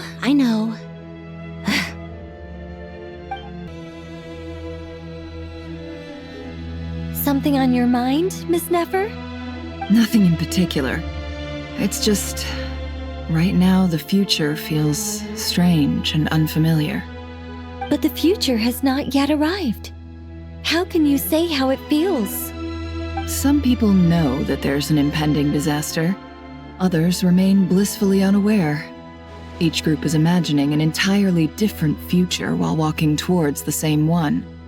But when they get there, they'll still find they feel differently about it. People are shaped by their circumstances. Different circumstances create people with different perspectives. I've always found the perspective of the Vahumana Darshan to be a particularly incisive one. Even at the height of the crisis in Nodcry, people held diverging opinions. But things are different this time. Indeed.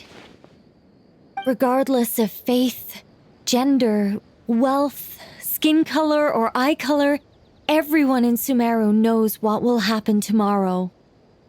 The world has never been an especially fair place. Yet now, against all odds, a moment of unprecedented unity and equality is about to take place. It's fascinating. If only my father could have lived to see this era. Era. To me, that term represents a much greater span of time. It can be an unsettling word. I would even say I'm afraid of it. Do angels even feel fear? Yes, at least I do. I fear the gap that grows wider with each passing day and the never-ending flow of time. Time renders all memories insignificant and reduces all splendor to nothing. But those memories are the one thing I do not want to lose. You're very human in that regard. If angels draw too close to humanity, our wings burn away in the bright flame of awareness, and we fall to the earth. After spending so long among humans, I have lost much of my former glory. Maybe that's a good thing. You're more human than some humans are. I've been talking to Kale a lot in recent days. We seem to be in completely opposite situations. I suppose that makes us good case studies for comparison. Case studies for who? Myself, I suppose. After comparing the two of us, I suddenly discovered that I desired more than before. It was a gentle, pleasant sensation. Just as most people pursue glory and miracles, I too am pursuing miracles of my own. Guiding humans to make the miracles in their hearts a reality. That is my miracle. It doesn't sound so bad, does it?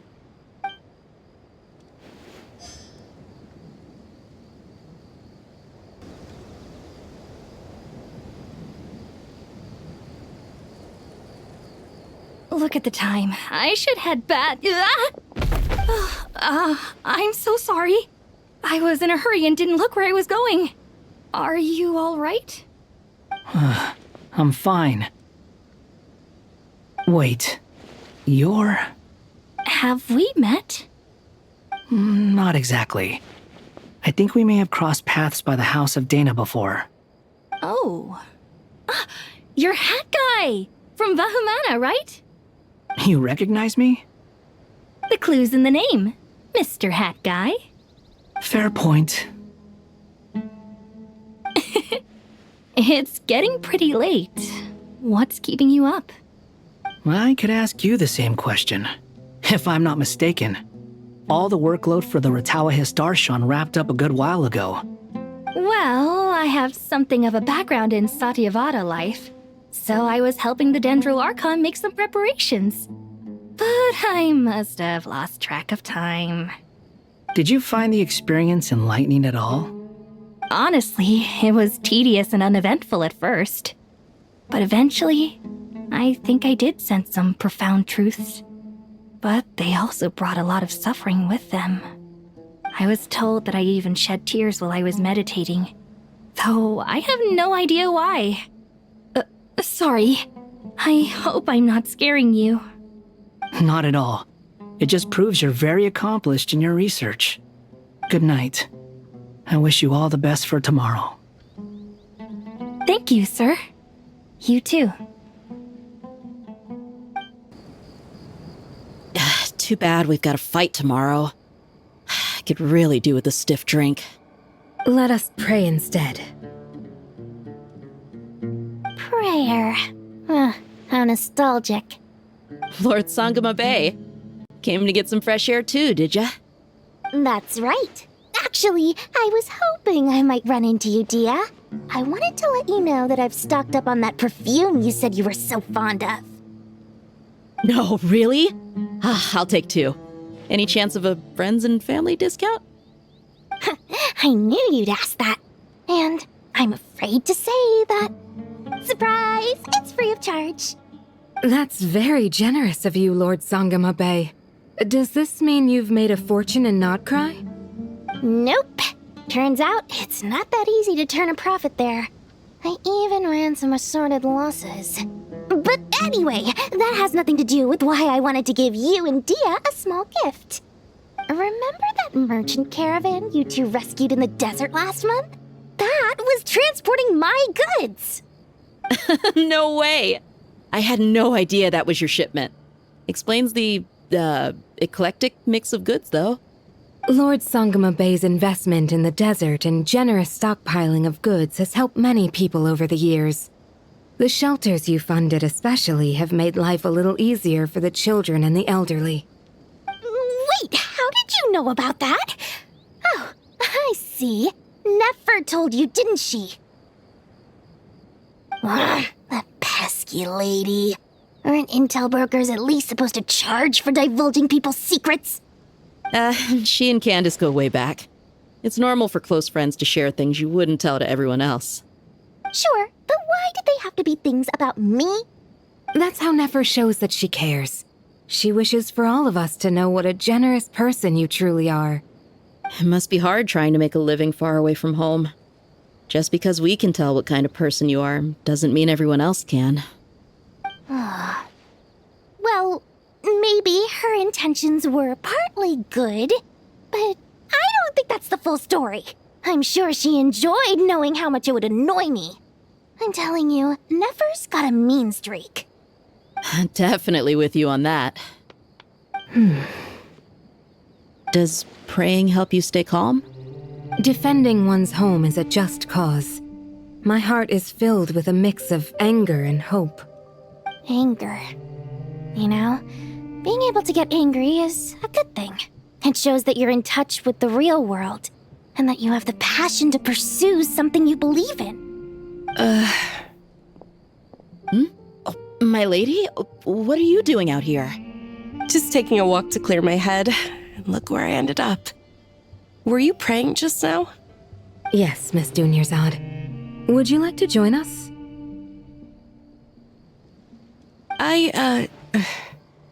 Come on, it's fine. She won't mind who you pray to. Oh, then sure. I remember you, Miss Dunyarzad. You visited my shop before.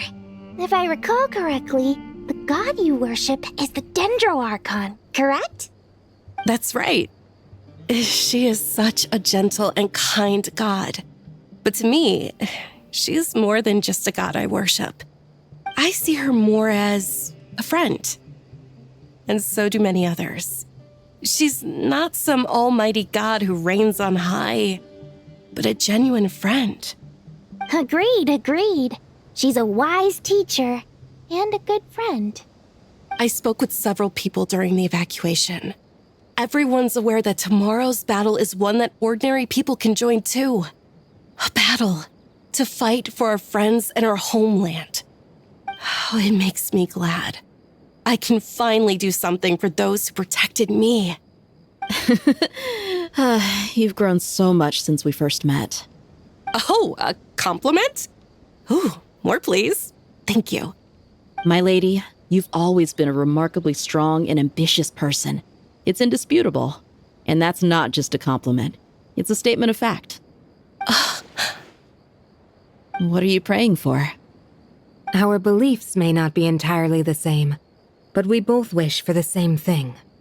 I pray that everyone will rise to the challenges ahead and return safe and sound. I pray for the safe return of all my companions. Go! Let's meet the others at the mausoleum of King Deshret.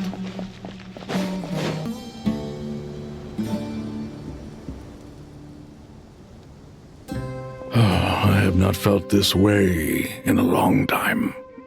Standing up high, gazing out at the rolling dunes. One cannot know what freedom truly means without first losing it. The golden slumber truly lives up to its name as a dreamland. Though desert sands exist there too, no mirage, no matter how glorious, can compare to true beauty. Dendro Archon, what is on your mind? I was wondering whose counsel I should seek on the questions in my heart. What kind of questions? So many. More than can be put into words. As I once said to a friend, we look, we see, and we comprehend. But the question still troubles us. What are the many disasters that this world faces, but the sum of all irresolvable questions? The biggest question you should be asking is how to seize victory. Yes. Although, I would express it differently. I must not fail. And so the question I am most curious about now is whether the path to victory will be an arduous one. What we declare to be a young sapling, we may, in fact, find to be a towering tree, if we would only cast aside our ignorance and look beyond the veil of time to see her true form. Nahida! We're here! Just in time. My preparations are almost complete. Ready when you are. We're here too. Miss Nicole! Miss Nicole! You run so fast! I thought I'd get a lot of exercise as a forest ranger, but I can barely keep up with you. Sorry, I got a little carried away. Lesser Lord Kusanali, the equipment is ready, and the modifications to Aru are all complete. As discussed during our meeting, Accessing Irminsul via the Akasha is no longer feasible at this stage. There are other options, it's just they're a little more extreme and more technologically demanding to implement. Maybe you should take it from here. The architecture and functionality of the Akasha terminals overlap considerably with Aru. There is reasonable evidence to suggest that one was developed based on the other, or that they both utilize technology of the same origin. As long as the transplant and merge operation succeeds, Aru should theoretically work on a scale greater than the Akasha and approximately equal to Irminsul. It will become the largest active computing device in all of Teyvat. A system this powerful is capable of a lot of different things. In the past, the Akasha was primarily used for one-way information transmission, but I suspect it could also serve as a central bridging hub. In the pursuit of greater knowledge, some scholars have attempted to connect their consciousness to Irminsul through the use of terminals, incense, and meditation. Correct. In academic language, scholars who reach that stage are said to have entered Satyavada life. Hypatia has performed this practice many times in the past, and she was once under my care for a period of time. Right. And this at least proves that there is a zone within Irminsul that can be connected to. that's right. Providing wisdom to the people is one of the very reasons for Irminsul's existence. I think I understand where you're going. Please, continue. In that case, I'll skip to the conclusion then. We need to further modify Aru, merge it with the Akasha, manufacture terminals, and distribute them to every single person we can reach. Every person? Even the desert folk? Yes, everyone. I've already calculated the amount of raw materials we need. So you mean we're going to get new Akasha terminals?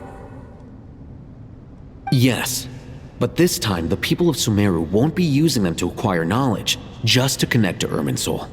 That's the key. When we evacuated the city, we brought all the important assets from the House of Dana, in case we ended up needing them. Unfortunately, this included the Akasha system's main terminal. We've checked all the relevant records, and one thing is certain. Nothing like this has ever been done on this scale before, so... Everyone in Sumeru is part of the plan. Whoever controls the people controls the situation. Since this function of Irminsul was introduced, it has only ever been made available to scholars, who don't constitute a particularly large group of people. But by expanding the scale to include all the people of Sumeru, all the individual connections will stack up to create a significant load on the system. Under normal circumstances, Irminsul would be able to cope with the additional load. But with it already being under strain from other activities, its remaining capacity is limited.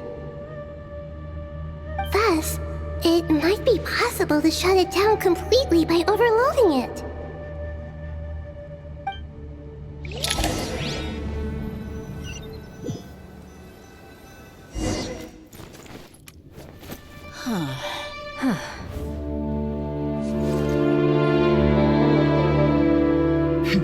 Counting down.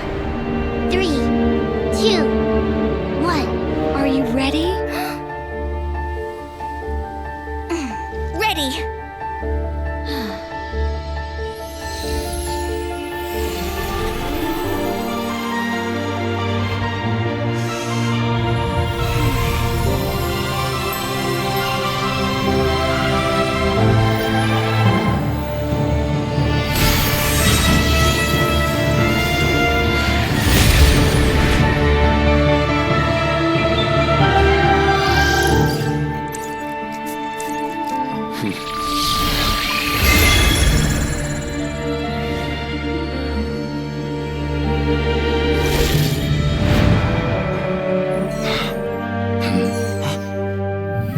In the past, when people sought knowledge, they turned to the Tree of Wisdom.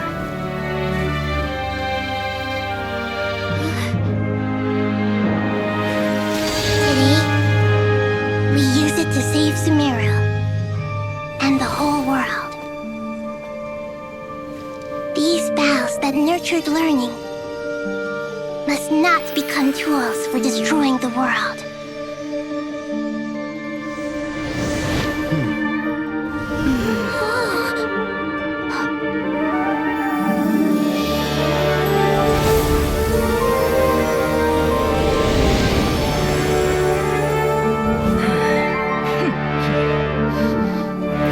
Stop. Please stop. End this transformation.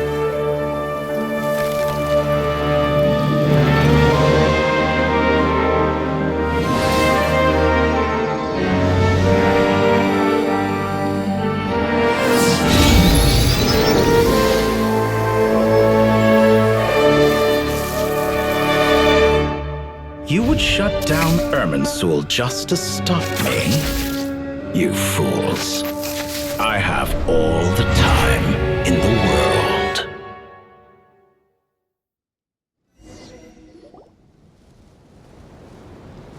Success! The evil Irminsul tree has stopped growing! Great.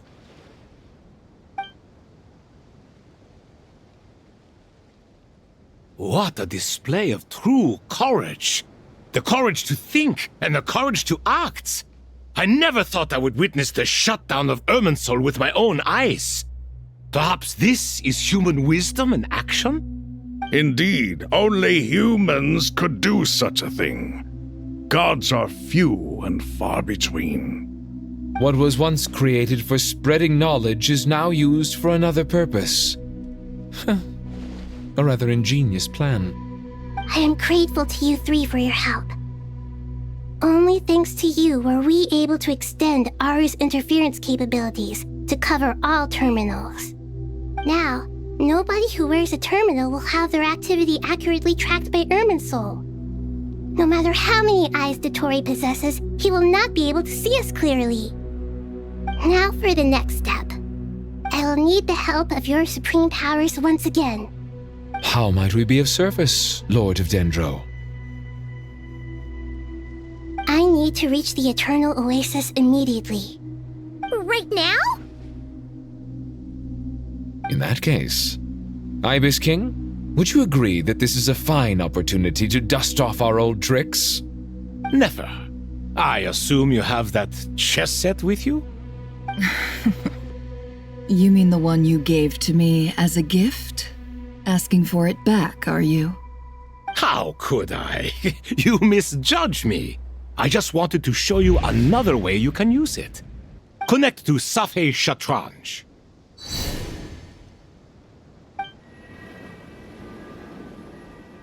Safhe Shatranj? You mean that place in the desert?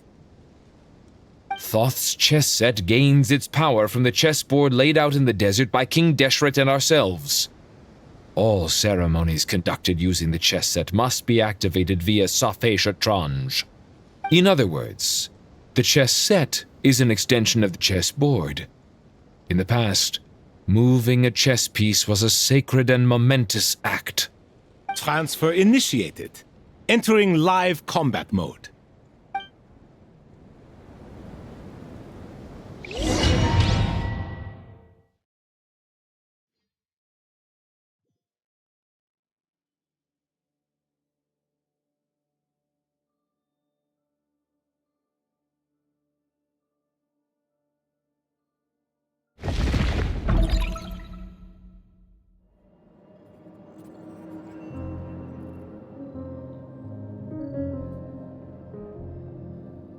We haven't heard a single word from our spy in the desert. I'm afraid he might have been captured. Never mind. But we spent years turning him. And a lot of Mora. Nothing comes for free in this world, but the loss is not without its purpose. For a small price, we have wasted a precious amount of the limited time they have. Quite a bargain, if you ask me.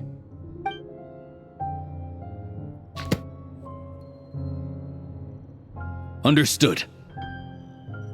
Weighing profit against loss is a necessary part of life. But to tell the truth, I have been operating at a loss since this all began. Since many centuries ago, in fact. For instance, why would a banker act as the executor of a will? If you hadn't deposited your personal belongings at Northland Bank, I would have no reason to be here right now.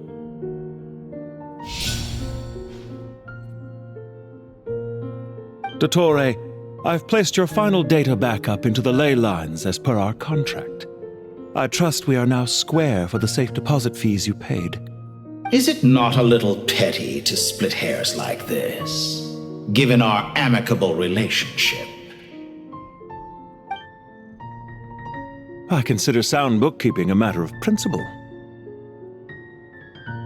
Do not forget that you only live to see this day thanks to me. In fact, every day of your life since you met me, you've been living on borrowed time. Why, that's hardly a fair assessment. I will concede that my survival was perhaps at your whim, but I became a harbinger on my own merits. Managing money is not like other professions. Mine is not a role I could have acquired based on your recommendation alone, and certainly not one I could have lasted so long in without genuine ability. The information stored in the ley lines is quite comprehensive. Rest assured, I have not forgotten how strong your pride is. Well, I presume you have no sense of fragmentation while talking with me. How could anything possibly go wrong with such strict measures in place? The remainder of your soul was split in two, with one half sent to Nodcry and the other stored in the most secure vault of the Northland Bank. Though I must say, your disdain for the other segments is quite amusing. Zandik is you, and you are Zandik. Zandik created the segments, yet you, a segment yourself, reject him.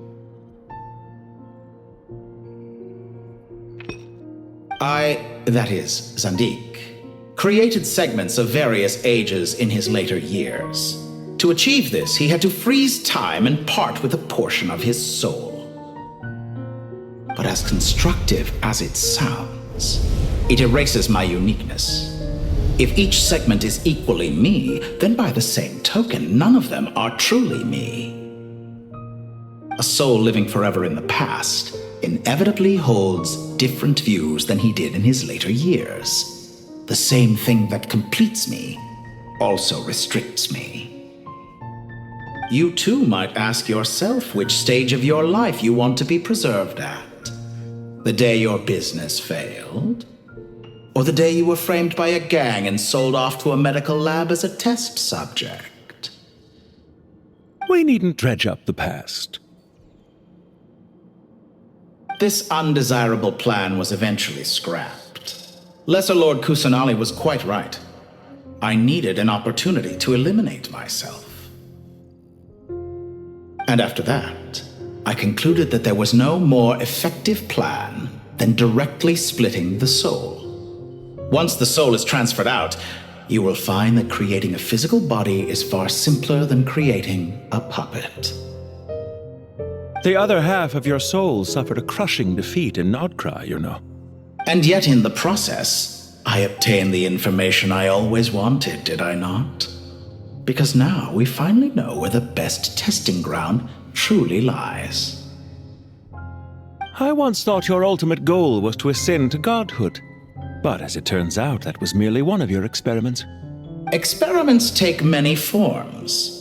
Most people are too eager for success, too fixated on the end goal. They forget that the experimental process itself is just as important. A suspiciously vacant seat, a new face. I trust you can put two and two together. The reason it doesn't exist is because someone tampered with the record. What can I say? After all your efforts, you really did uncover the world's secrets. So, is the new world you promised a lie? No, it never was. I am glad to be able to control Irmin's soul from within. Now I shall attempt to create a new world inside the existing one.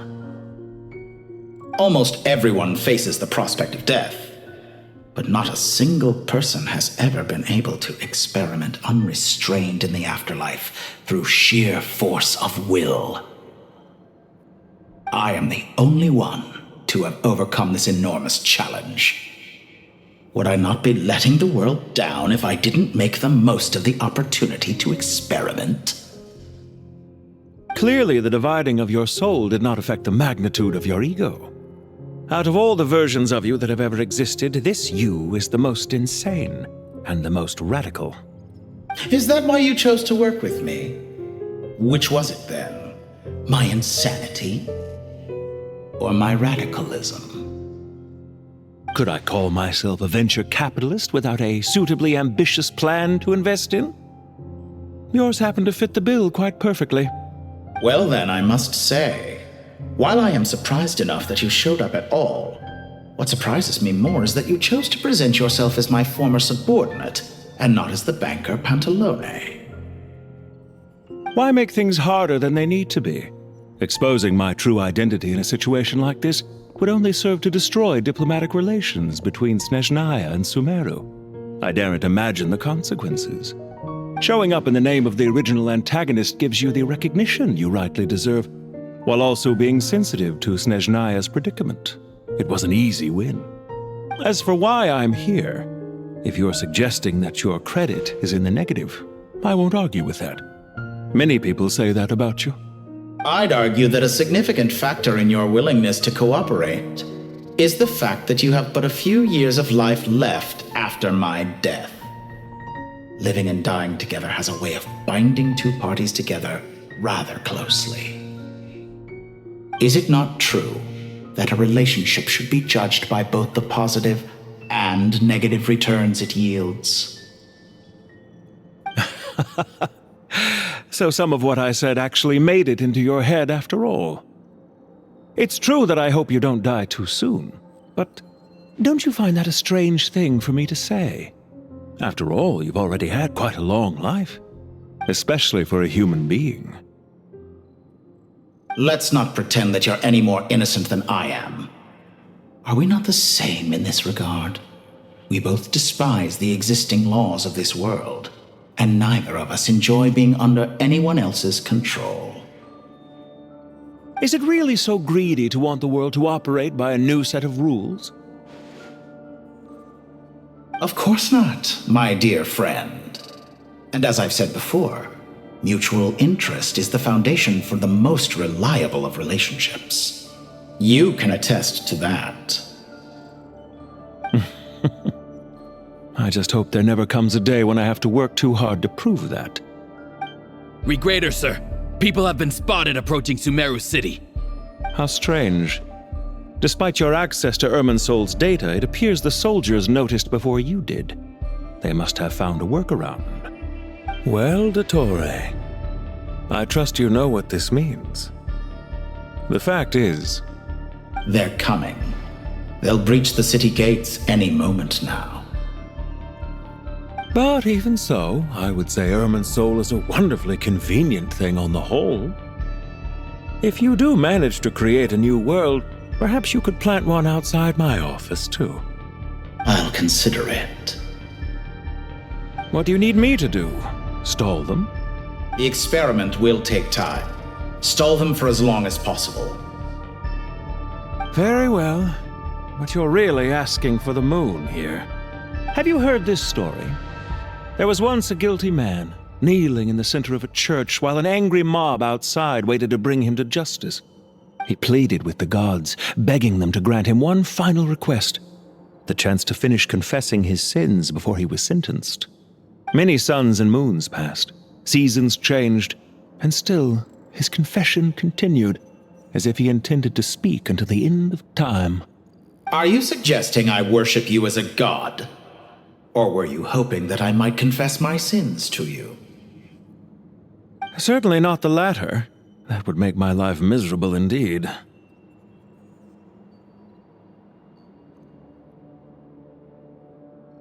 For someone who despises them so, you never seem to have any objections to me creating or becoming one.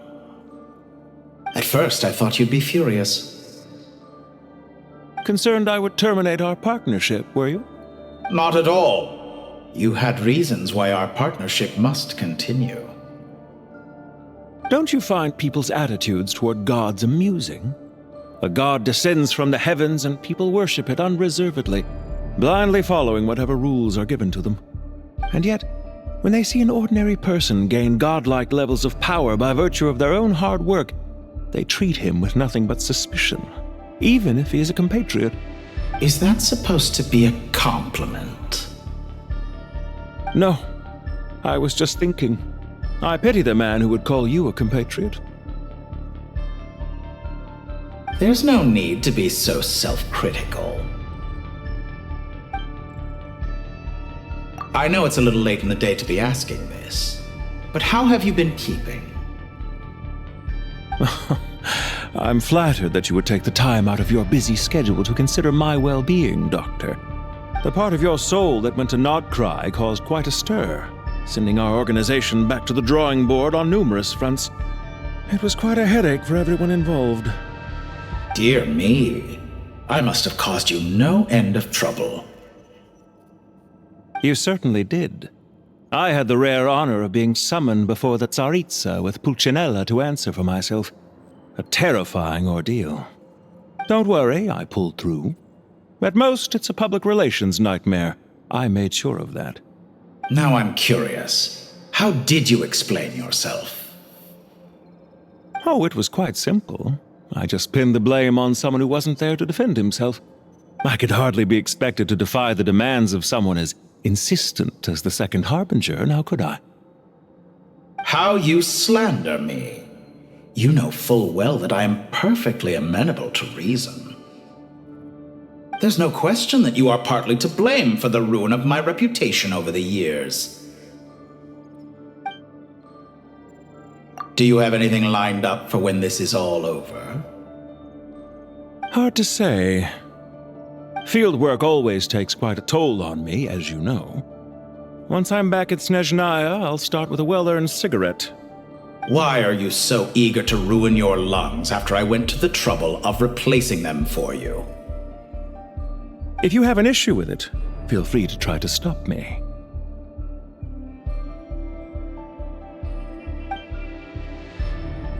What's on your mind? The limits of humanity. It's a pity. Despite running countless calculations, I find there is simply no way to reduce any further the amount of one's soul required to sustain an individual. It's rare to hear you admit to being unable to achieve something. I beg to differ. For instance, as I've told you before, the original me was prone to motion sickness and couldn't make long train rides. Ah, yes, of course.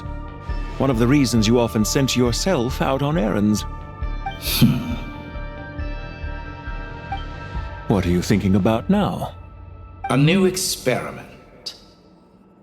In the event that my soul was depleted, say we extracted my data from someone else's memories, yours for instance, and then combined it with your intact soul as the base material, what would we create? Such a scenario would be impossible. Oh? As long as your current soul survives, there will be no need to create a new individual. Don't forget, you were the one who approved of the present situation wherein only one Dottore remains. And if you ceased to exist, who would be capable of performing this experiment?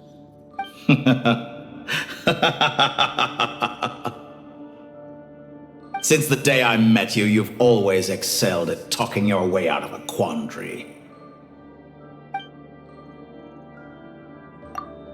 Isn't it a little too early to be saying goodbye? Not that I wish to keep you from your business, of course. Very well. Let's leave the conversation there for now.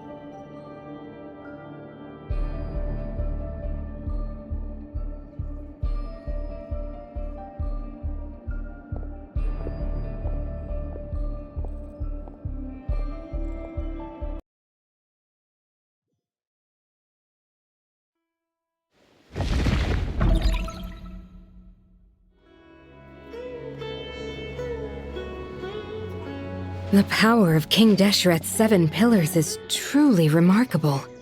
With just a chessboard, you can move an entire unit across the material plane.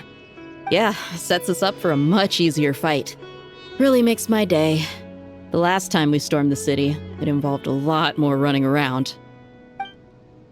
I wonder how many people can say they stormed a city twice in their lifetime. I was just thinking that. I've definitely had more than my fair share of unusual experiences in my life. This is my first time here, actually. We never usually leave Gandharvaville. I hope this will be my last time. Does everyone have to chime in? Can't we just fight? What an amusing comment, my dear lady. Yet humans often alleviate tension via small talk, do they not? Whoa! Why is Candace's shield talking? Because the image on her shield is one of me. And I, of course, can appear wherever I wish to. Huh. Well, la-dee-da. Isn't that fancy? Could I get in on this? You wish for your gauntlet to speak? Why, certainly. Ahem. I think you'll find that it is I whose image is carved hereupon. Thanks. Definitely feel stronger now. You're welcome, my lady. I am glad to lend you my power. Sino, what's the situation? There are troops stationed at every entrance. As we expected. A frontal assault will suffice. Everyone, stick to the plan. We'll take the main entrance. You head for the House of Dana's side door.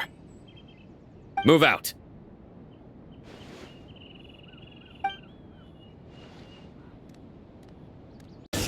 Control.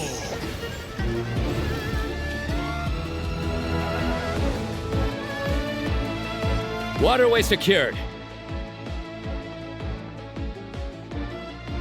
Brothers! Sisters! Perfect. Just in time.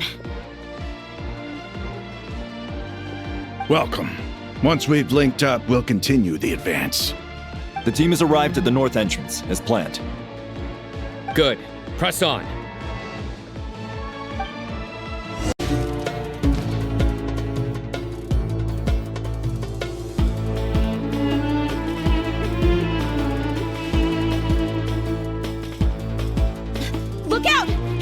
ambush! Finally. We need to hurry. Take the middle road now. Mahamatra Sino, area clear. Don't relax just yet. More Fatui approaching from the right.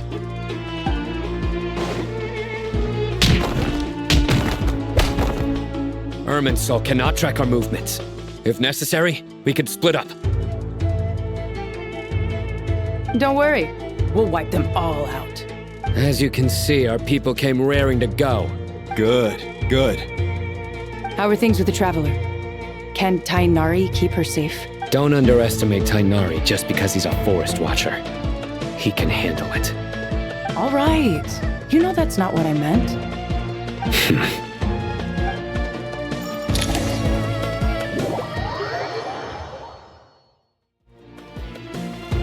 Sino and the reinforcements have drawn the Fatui's fire away. It's our turn. By using a cluster leaf of cultivation, we can pass through certain terrain silently. Good luck with that. We'll just fly up there. Huh? Oh, yeah! Paimon forgot she could fly! Ready? Ready.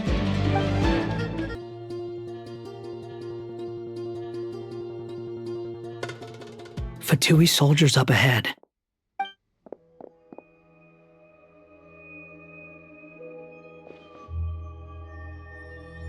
Careful. Prepare for battle. Hey! There's people over there! You have some nerve showing your faces here in the center of Sumeru City.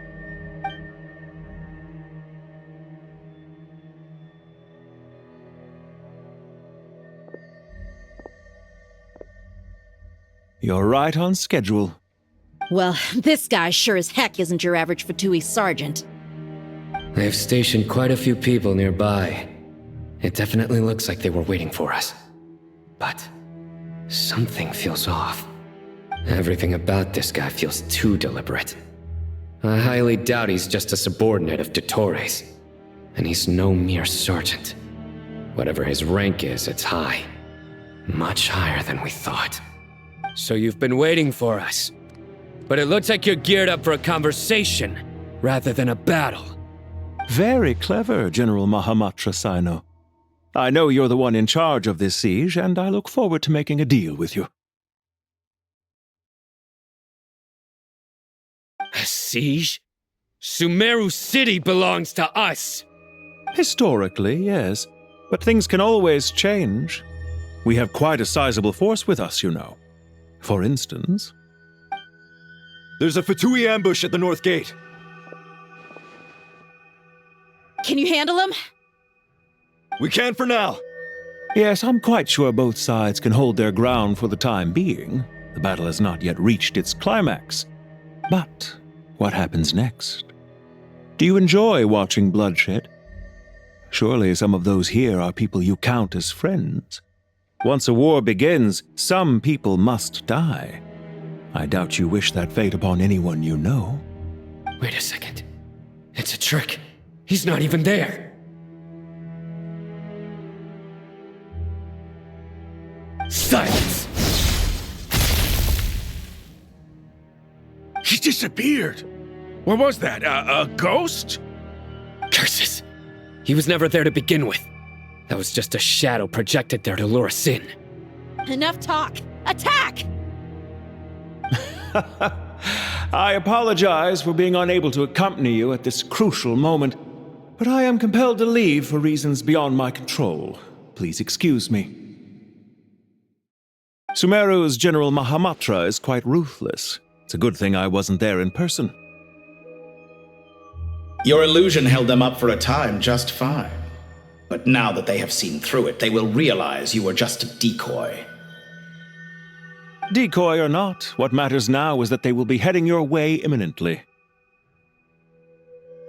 Not imminently. They are already here.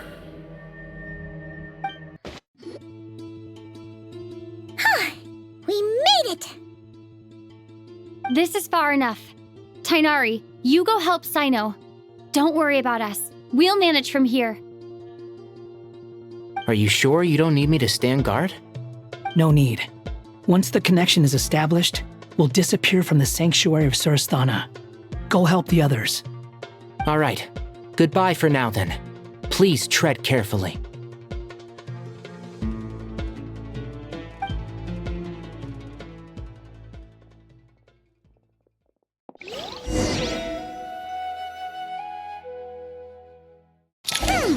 Now where's the interface Nahida mentioned? Come on, where's it hiding? Found it. It's over here. We can connect to the inside of Irminsul through the Sanctuary of Suristhana's built-in security system. You should be pretty familiar with the process. Is it the same route as last time? For the most part, we don't need to adjust any of the parameters. Then I should be fine. And Paimon? Once you're both ready, we'll set off. Wait! The stakes are way higher this time, right? Maybe Paimon should stay outside and help the others. Then, you can focus on the fight without having to worry about Paimon! Huh? Why are you staring at me like that? It's nothing. I just suddenly realized how much you've grown. Hey, you've grown quite a lot yourself. Don't you two start getting into it again. Well, anyway, Paimon thinks she's pretty knowledgeable. Who's the best guide in Teyvat again? And don't forget, Paimon's a college student now. If we say Alhatham's not a weirdo, it's hard to explain how he came up with the idea of you applying to the academia. But for all that he counts, you're doing surprisingly well in your studies. Just goes to show how important it is to have someone supporting you. And Paimon's not the only one. Let's not forget that you only became a student because of Nahida's personal recommendation. That's fair. I have learned a lot in Sumeru. Oh yeah. Did you ever come up with that ugly nickname you promised me? What? No way! We're friends now! Paimon gave up on giving you one ages ago. Anyway, isn't Hat Guy enough of a nickname for you? Fine. Suit yourself. We need to go. Paimon, if you're staying, look after yourself. Will do. Paimon's gonna link up with Tighnari and Cyno. You guys are the ones who need to be careful. We will be. Bye for now.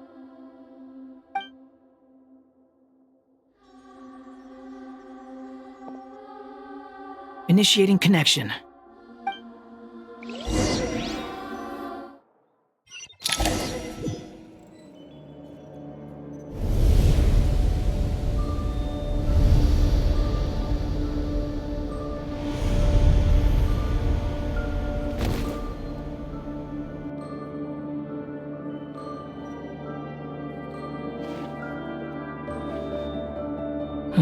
Well, here we are again.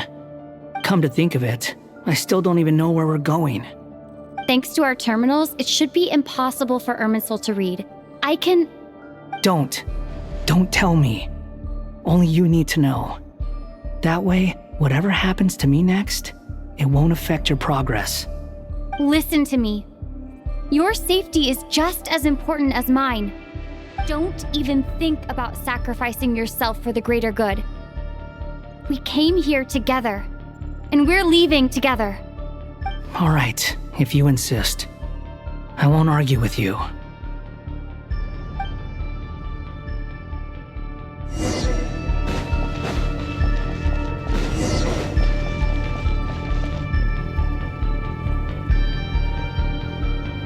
This place looks so different from how I remember. It's unrecognizable. It's a complete mess, like someone's turned the place upside down. Must be Dottoro's doing. Either he's searching for some information he needs, or... It's still changing. He has to know we've entered Irminsul. But luckily for us, he can't pinpoint our location. Be on your guard. Don't let him find us. The red parts have probably been corrupted by Dottoro's power. Don't touch them, or you might alert him.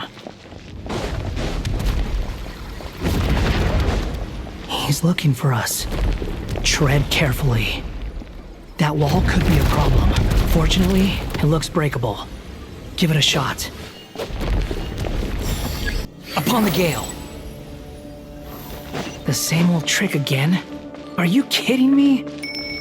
Let's handle it just like we did before. This cheap trick isn't gonna stop us. Oh no! It's... A trap! Is that why he was using the same trick over and over again? To get us to lower our guard?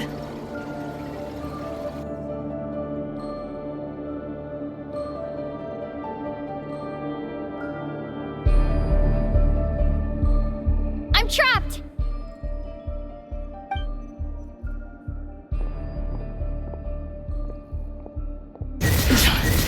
Why won't this thing budge?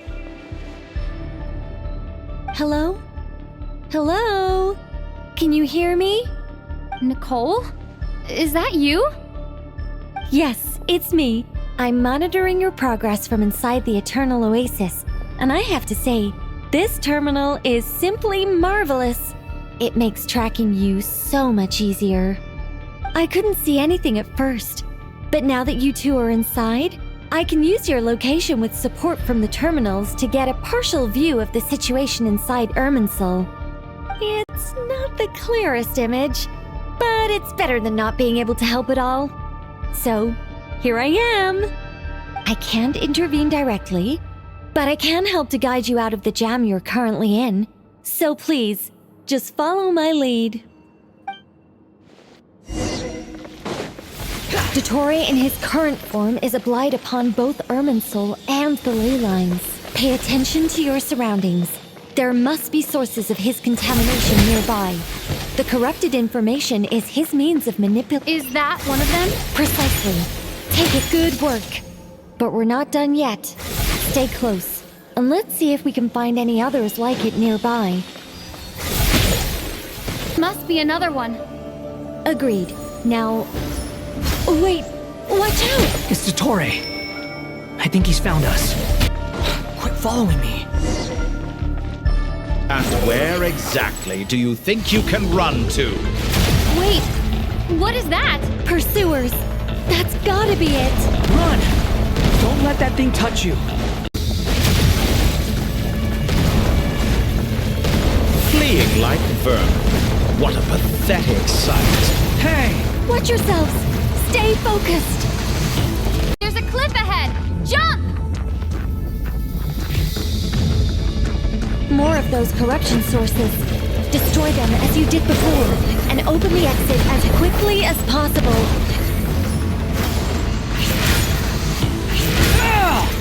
They're relentless. Is he trying to wear us down? You'll just have to destroy these too. I think the pursuit is over. Hard to say. Stay alert.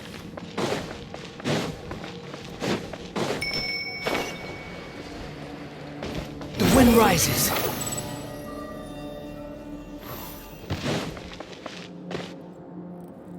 Whew.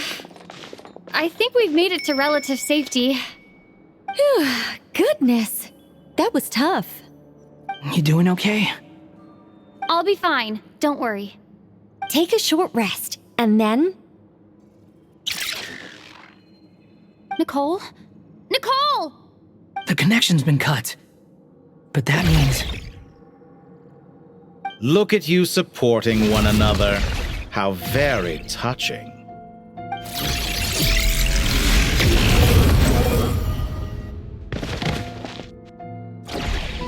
Dottore! Took you long enough to find us. You're more useless than I thought. Oh, really? I think I deserve a little more credit for my methods than that.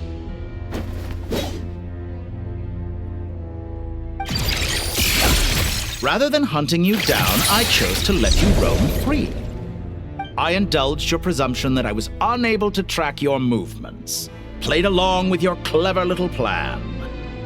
Fleeing is for animals, but I rather enjoy watching you flee.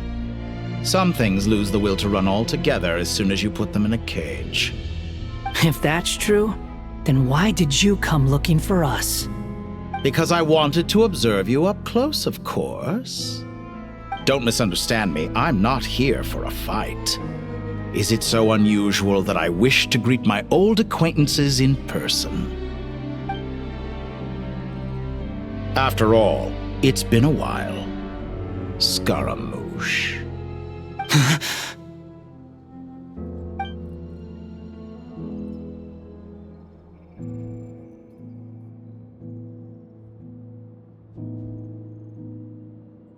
Why are you so afraid? I have done nothing unprecedented in discovering the truth. Nor did I go to any great lengths to uncover your story. You made a bold series of moves in deciding to erase yourself. And with the power of this great chronicling device called Irmin's Soul, you were able to achieve something quite remarkable. Once most people form an opinion about someone, it tends to imprison their mind. Yet you managed to erase every trace of your existence. A novel take on death indeed. However, this meant that you stood out to me all the more when I saw you in Nodcry. I didn't even have to go looking for you. Just the sight of you was enough for me to intuit the truth. For someone in my position, connecting the dots was a trivial affair. It would have been more surprising if I hadn't managed to piece it together. You seem very pleased with yourself for figuring it out. I'm sure you'd even be more delighted to learn the full extent of your crimes. That would hardly be necessary. Besides, isn't there something that concerns you more right now? Something that fills you with dread? Let me put your mind at ease. I have no intention whatsoever of restoring any of the records you deleted. For one thing, it would be exceptionally difficult. But more to the point, I doubt that the prospect of losing your current life is all that frightening to you. Because in your case, the cruelest twist of fate is that you'll never again have the chance to make up for any of your mistakes. Isn't it? Dottore?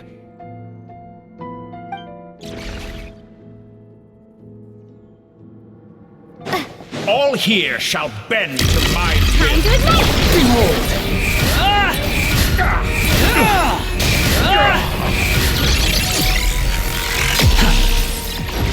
That's far enough! Too slow.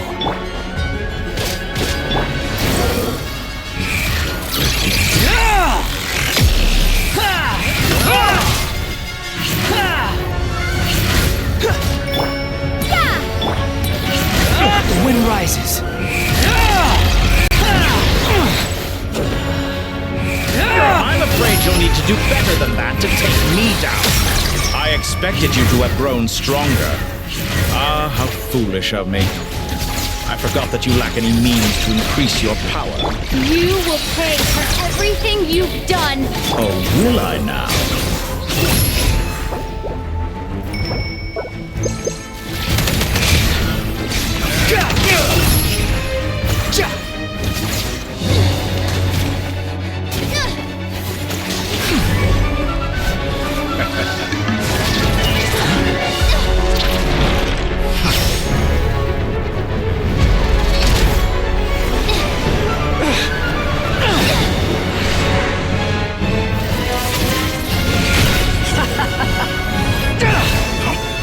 Does the prospect of death amuse you? I could ask you the same question! I'll distract Dottore. You focus on the mission. Got it.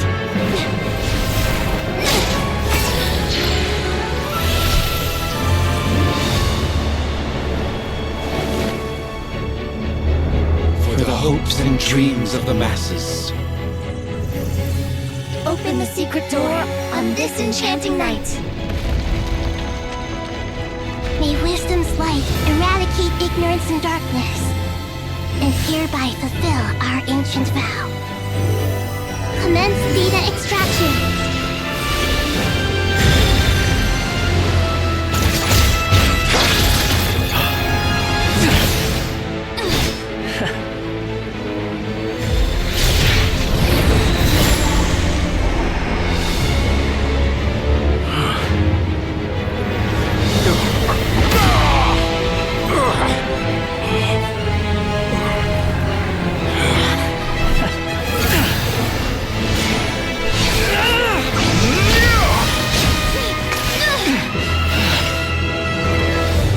cling to outdated ideals and stand in the way of progress.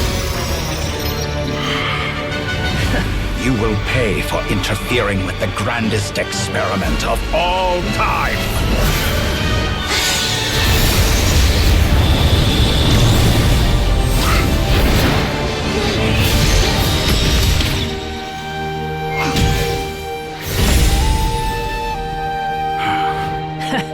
Good timing.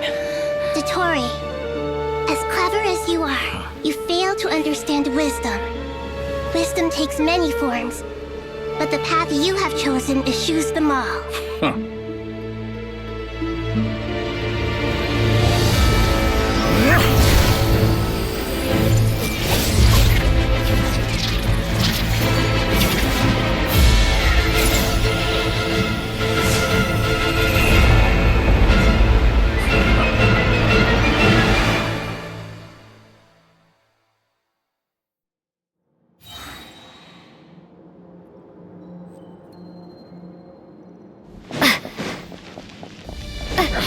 My strength is fading! Since you are within Irminsul, it stands to reason that any power you wield comes from it. You're extracting the information from Irminsul just to strip me of my power. I will find his weakness.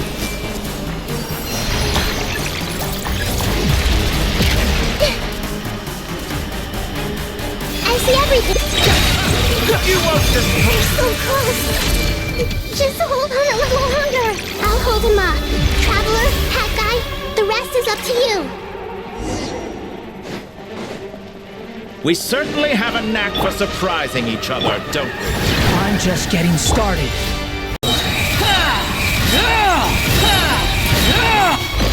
It's time! Say your prayers! Finally, time for you to die. Excited? Time for me to die? How could I have reached this place of death where something I fear? It's time! Say your prayers!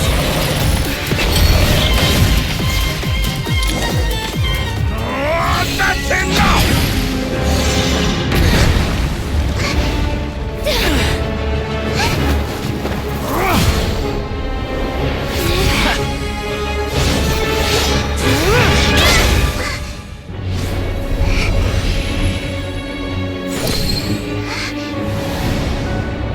It's all yours. Do with it as you see fit.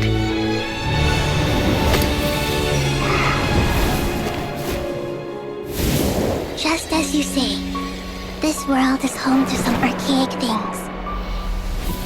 And as you suppose, you are a formidable opponent. You have long coveted the secrets of wisdom. So now, I will demonstrate true wisdom in action. I invoke my supreme authority as the keeper of Irminsul. Commend me or condemn me. But give your verdict now!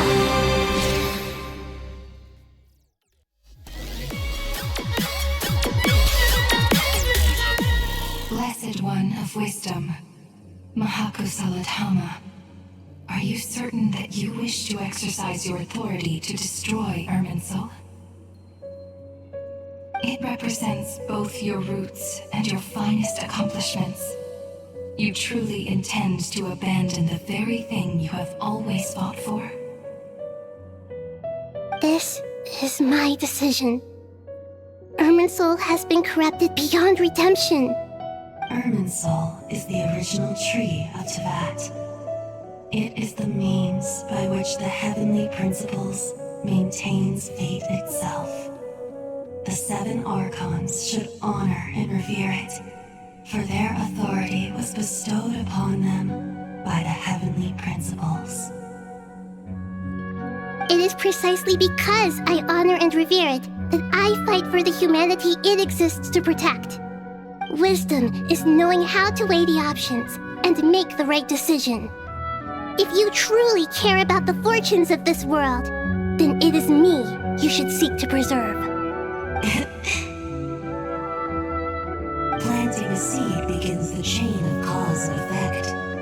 Since you have become a great tree yourself, why should the loss of another tree be anything to fear? Till we meet again, Lord of Dendro.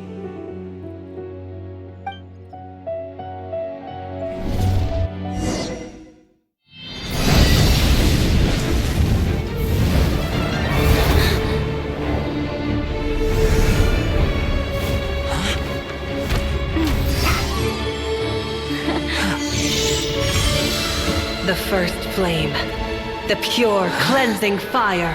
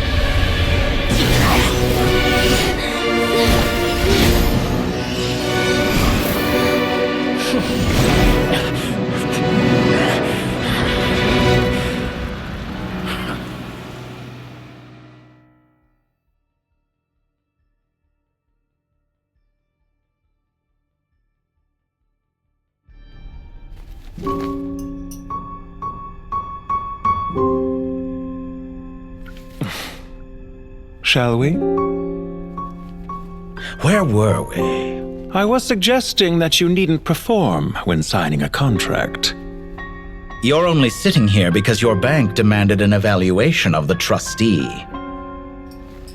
So you told a story about a young scholar from a merchant family in Sumeru? I told a compelling tale, didn't I? The post-expulsion story is far more captivating. The human experiments or the elixir of immortality? The part where you die. Ah, yes. My favorite part. The 35-year-old Segment thought of himself as Dottore, reserving the name Zandik for the original specimen. Of all the segments, he was the most selfish. After his expulsion, Dottore searched for a new direction. He joined the Fatui, studied Elazar in great depth, secured resources. He was rather fortunate in his career. Zandik turned to Conrian technology and successfully created his segments. But this was not immortality. Even with backup segments, his body would still age. Still, thanks to Snezhnaya, Zandik found the ideal base for his experiments. Then a perfect partnership materialized at a crucial moment. The year that both parties realized they needed more time. Fortunately, Zandik succeeded. In a miraculous turn of events, he gained the extra time he needed. I seem to recall it differently. All right, it's true. No matter how much elixir he took, Zandik remained human and continued to age. Then, on the morning he turned 85...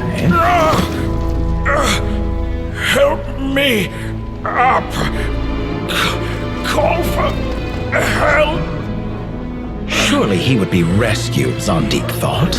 But to his surprise, no one helped him. Zandik was too selfish for that. Don't forget, you're one of us. Yes, and we're all waiting. Waiting for me to die. Pantalone arrived for a meeting and happened to witness what followed. He found it unsettling. I never said that. But the Zandiks were unfazed. It was a rare opportunity for self-dissection.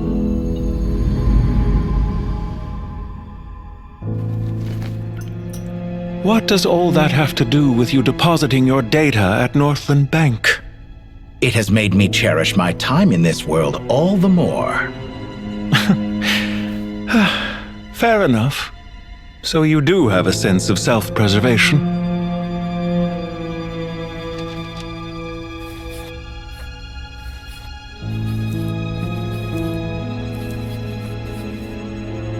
What do you mean? You're hardly normal, and you don't cherish life. You just don't want to admit defeat in the limited time you have. Even so, don't I deserve an interesting ending? I'm counting on it.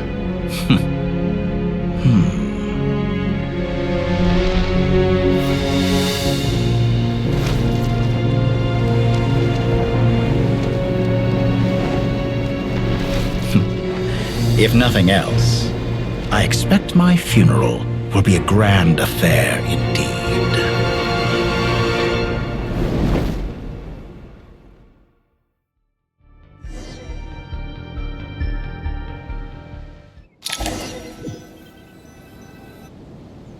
What a magnificent fire.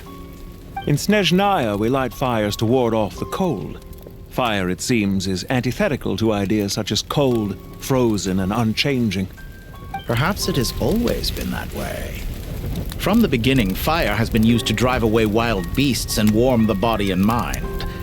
You could say it's a form of treatment. One that cures the human heart of mortal fear. Mortal fear? Something you haven't been acquainted with in a long time, by the sounds of it. Whereas you, I'm sure, must know the feeling quite well indeed. I remember when we first discussed the elixir of immortality, you claimed that extending your lifespan was about buying more time. But was that really the truth? You fear the prospect of dying a wretched end in this world, don't you? Of course I do. I'm only human, after all. And while you may have forgotten it, you cannot deny that you too were once human, Dottore. I do not believe that there is no such fear in your heart. Perhaps you are right. But I abandoned it long ago and devoted myself to my experiments. I have felt no fear since. From the very beginning, I never thought you could win this game. But still you came, contract in hand, to honor our agreement.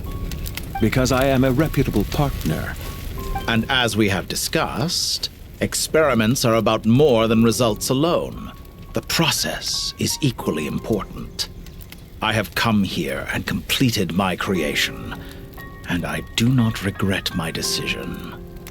I'm afraid your journey ends here. After I die, there will be no one to make the elixir of immortality, and your remaining stock will only last a few more years. How then will you prove that you didn't perish in this incident alongside everyone else? When I feel optimistic about market environments, I never forcibly adjust them. They have their own direction, and I myself am one such environment. I have been quite particular about many things in my life, but where the manner of my death is concerned, I choose not to be. You make yourself sound so magnanimous. Oh, but I am. And I hope you will be too. It may have been a long time since anyone told you this, Dottore, but I recognize that you are a truly rare talent. Ha! I can see it. The experiment in blasphemy that I've been performing all this time. It has been a long process, and I do not care about the results as much as people might imagine. If the very goal of your experiment was to explore infinite possibilities, then there was never any reason for it to end. Indeed. Yet now, the experiment has officially drawn to a close. What should I call you? Zandik? Or do you prefer Dottore? Suit yourself. Goodbye, Feofan. This time, that's what it truly is. And don't I know it?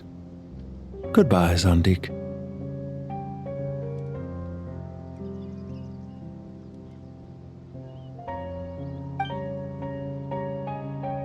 I could have carried out many more experiments, but to me, Lord of Dendro, this outcome is certainly not the worst. I believe you. But unfortunately, this is where it all ends for you. This experiment does not belong to you, nor do any of the results. Experiment. It sounds like you're trying to outdo me in my own field. Wisdom is conveying information in terms that people can clearly understand. You know exactly what I mean. Indeed. I can see no further outcomes. Ha. You have a formidable mind, and you are braver than I thought. Setting fire to the very thing your survival depends on. Your previous threat was empty, but this time, it is real. When necessary, wisdom can be as fierce as an inferno. Some of the flames that incinerate you come from within yourself. Perhaps you are right. You see what lies at the bottom of the human heart, and that is your wisdom. Here is where your journey comes to an end. All that is yet unknown belongs to those of us who will carry on living. It seems I have unwittingly been your arch-enemy all along. But now, it's all over. I do not deny your intelligence. But what you refer to as experiments, I would never describe in those terms. They are events that take place in the real world, and they are so much more than mere data. Goodbye. We will never meet again.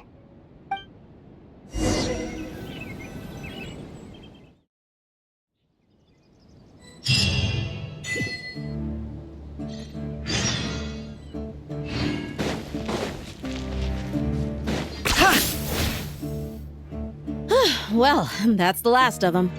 Everyone on the list is already back where they should be. It was a long, hard road, but we finally finished escorting everyone back. I just pray that we'll never need to leave again. I hope we can stay here forever in this peaceful paradise of our own choosing. Paradise. In the annals of the Temple of Silence, that word carries great significance. It represents the hopes and desires of the gods. They're longing for a place to rest. I wouldn't think gods need such a place. People always think they're the only ones who can lose their homes. They forget that gods too need a place to reside. As the Goat King once said, "A god without his people shall cease to exist." Gods need their believers every bit as much as their believers need them. Only we can truly understand how much the desert faith has faded over the centuries. But we still talk about the gods as though they're part of our lives. Given the myriad ways in which gods and humans interact, I'd say they really are. How else could Dunyarzad consider the Dendro Archon a friend? Well, that sounds about right to me. Describing them as friends sure makes us feel a whole lot closer. If you told me a few years back that I'd have this many friends, I'd have called you a liar. Belief is a choice, just like friendship. We've made our choices through battle. The right ones, wouldn't you say? I'll be heading back to the Temple of Silence. I heard the Goat King and the Ibis King decided to pay us a visit. How about you? It's back to Aru Village for us. Still plenty of supplies to distribute and people to help.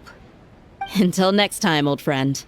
As long as you can find the time, you're always welcome to visit us in Aru Village. Right back at you. Make sure to drop by the Temple of Silence the next time you're free. Where it is that two of the other 7 pillars, Shezapank and Bennu, might also be dropping by. Since you're wearing the symbols of their power, it'd only be fitting if you came to see them for yourselves. Dropping by? That makes it sound like they're visiting a neighbor's home. Well, the temple was founded by Hermanubis, so I guess to them, that's exactly what it is. Guess that's true. All right. We'll make sure to find time to stop by. Stay safe on your journey home.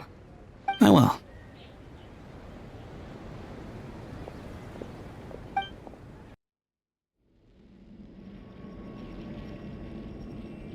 You do have a point.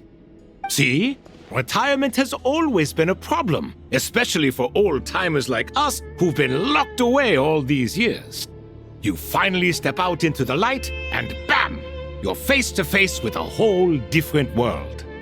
Naturally. What do you think, Layla? Huh?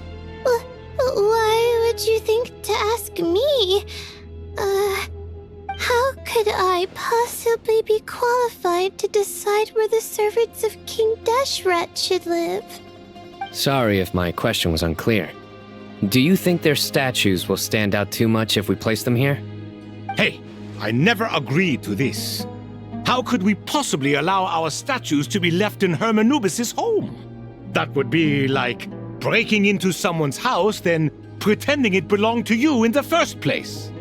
Different beliefs can coexist. We still need to respect one another. By which you mean, you two plan to stay at the Temple of Silence, for a while at least, but you have no intention of relocating your statues here. So, you see this as sort of a family visit? Is that correct? Family. You could say that. In a sense, Hermanubis would view this as his home. Just look at this place. Magnificent, is it not? The sad truth is, in the past, all three of us invested so much into misguided ventures. We failed to build what we should have, and wasted so much time instead. And what do you mean by that? I mean that for the most part, time spent associating with the likes of Sobek, and, let's say, Thoth, might reasonably be considered wasted. Why does that not surprise me? Go on. Anyway, given how much time we'll all be spending together, I'd say that the bonds we built will end up proving to have been a sound investment. Once Sethos, the current leader of the Temple of Silence, returns, you can discuss the matter of staying here with him. But judging by the expressions of everyone here, I imagine you'll receive a very warm welcome. This sacred ground houses untold knowledge, after all. What better place for the servants of King Deshret to appear in the mortal world? How about we share a meal together first? I imagine it's been many years since you last tasted fresh food. Oh, that sounds wonderful! After so many hundreds of years, I can only surmise that desert cuisine has become a lot more varied. Are we having a get-together? If you'd like, I can help prepare some food. After all, Lord Thoth, you helped me so much in the desert, and I still haven't properly thanked you. Oh, my, that would be wonderful. I'm touched that you still remember. How the times have changed! To the people of today, it seems the Ibis King has become a kind and passionate god. And you, Mr. Herreshoff? What kind of god do you wish to be? To be honest, I haven't given it much thought. How about you, Dendro Archon? Do you have any hopes for your future? Me? I'm very happy with my current life. Forgive my bluntness, but you do not seem to derive your authority from majesty and might, like Lord Al-Ahmar. Clearly your approach has its advantages, but also its dangers, don't you think? I do, but projecting a majestic front doesn't really suit me. Besides, my relationship with others isn't simply one of a god and her people. Not putting on airs might earn you more adoration. Exactly. Besides, I really like parties where everyone brings their own food, and we all come together to share. You should join us. I'm sure you'll find it fun. Last time when we got together for a picnic near the Avidia Forest, it was quite the occasion. Seeing as you're already here, how about we hold the next one in the desert? Can we do that? Wouldn't Tainari have to transport a ton of drinking water? Don't worry, I can help out. Layla, would you like to join us next time? Me? Sure. The more the merrier. That way we... Don't take this the wrong way. I just think you should know. When it comes to passing the time, chess is more our thing.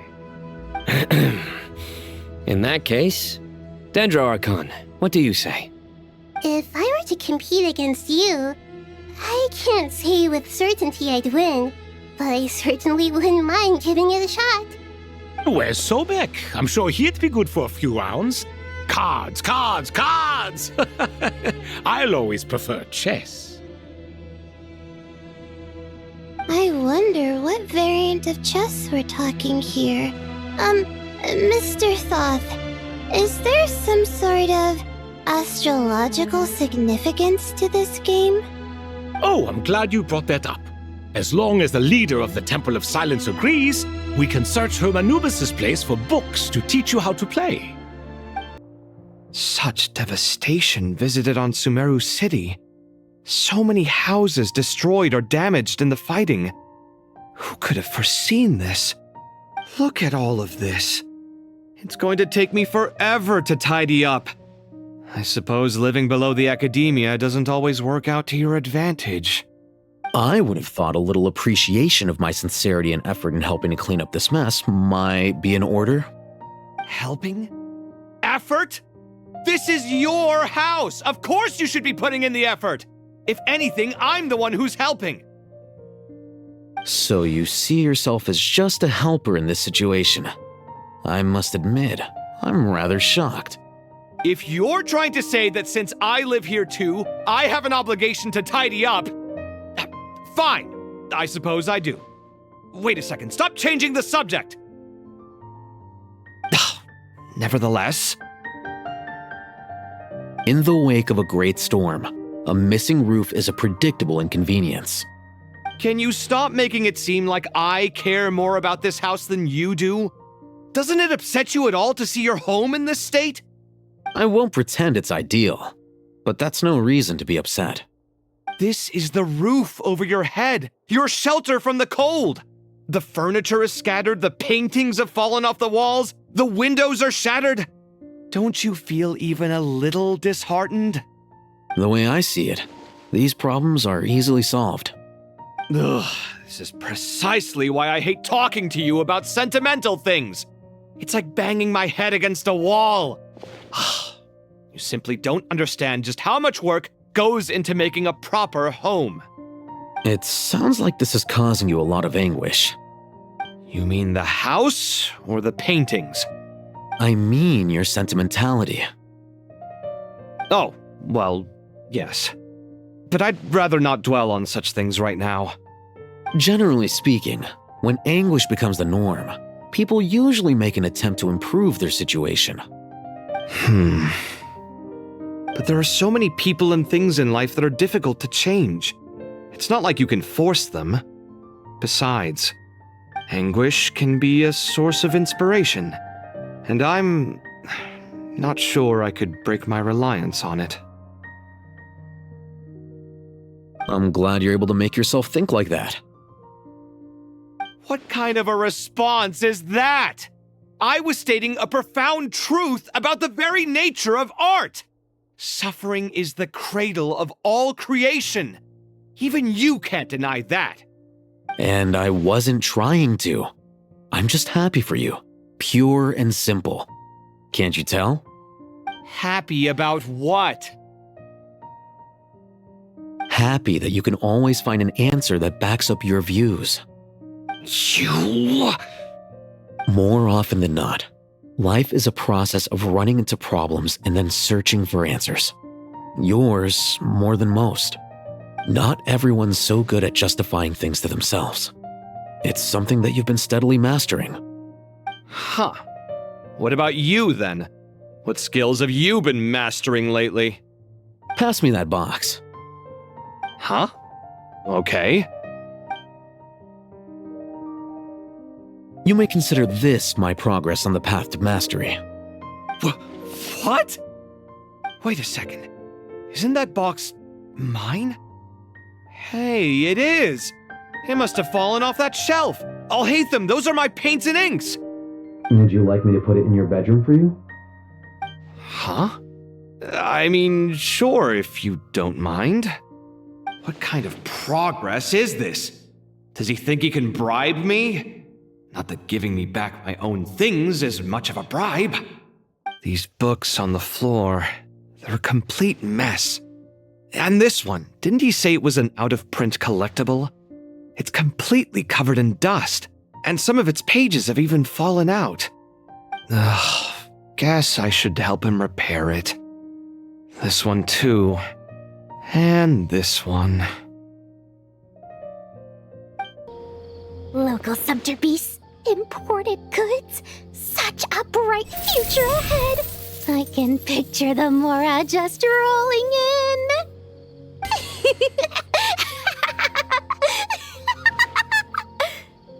You do realize you sound like a choking cow? It's called being imposing. Can't you feel it? Are you not intimidated? Oh, I'm positively shaking in my sandals. What commands do you have for me, oh mighty Lord Sangamabe? You've got a lot of nerve, Nefer. You went and told Candace and the others everything, didn't you? Seriously, do you have any idea how differently they see me now? Surely that's a good thing.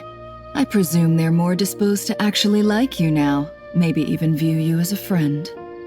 You traded my secret for sympathy! Thanks to you, I've lost every last shred of my mercantile majesty. How am I supposed to make anyone think I'm a big, scary investor now? The dark days of Lord Sangamabe are behind you. Why not take this chance to make a few honest friends? Speaking of friends, since when did the notorious Lady Nefer gain such an admiration for holier-than-thou types? A moon chanter here, an angel there? Who'd have thought it? A coming together of fates, nothing more. No need to throw around accusations of admiration. Forget it. You're right about one thing at least. Making friends is never a bad thing for a merchant. So, I really took a loss this time.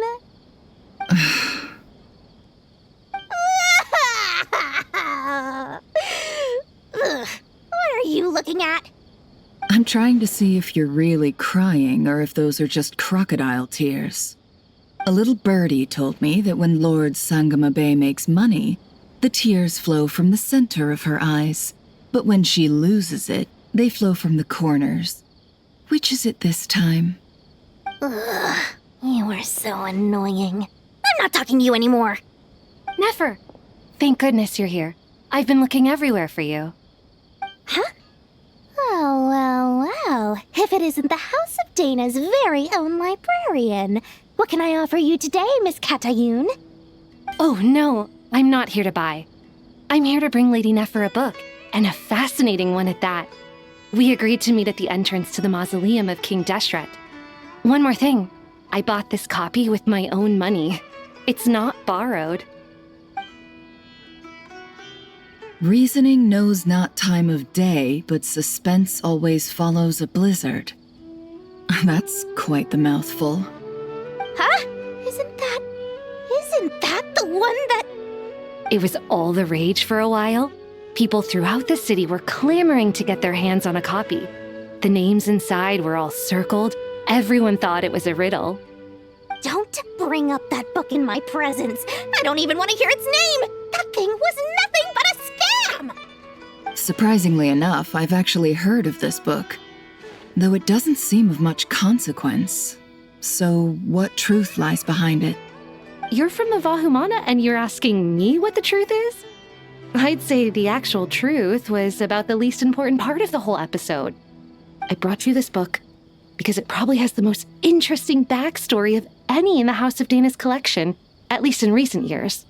As for its quality, well, you can judge that for yourself. Don't tell me it's actually any good. You may not know this, Lord Sangamabe, but Lady Nefer has a fondness for books with... how should I put this? Mixed reviews? No eye for good literature, huh? Perhaps she feels that bad books hide interesting secrets? But I shouldn't put words in her mouth. It's probably fair to say she prefers the conversations that books can spark over the substance of the books themselves. Suits my style as an intel broker, wouldn't you say? Very interesting, thank you. I'll return it to you once I'm done reading. And as it happens, I have something for you, too. Incense? I imagine you've already used up the incense I gave you last time. Here's some more. This batch is from Nodcry, so the scent won't be quite the same. Well, actually, I've been saving the incense you gave me. I couldn't bring myself to waste it without a special occasion. But I'll gladly accept this, too. And I promise I'll use it this time. Katayun, you haven't changed a bit.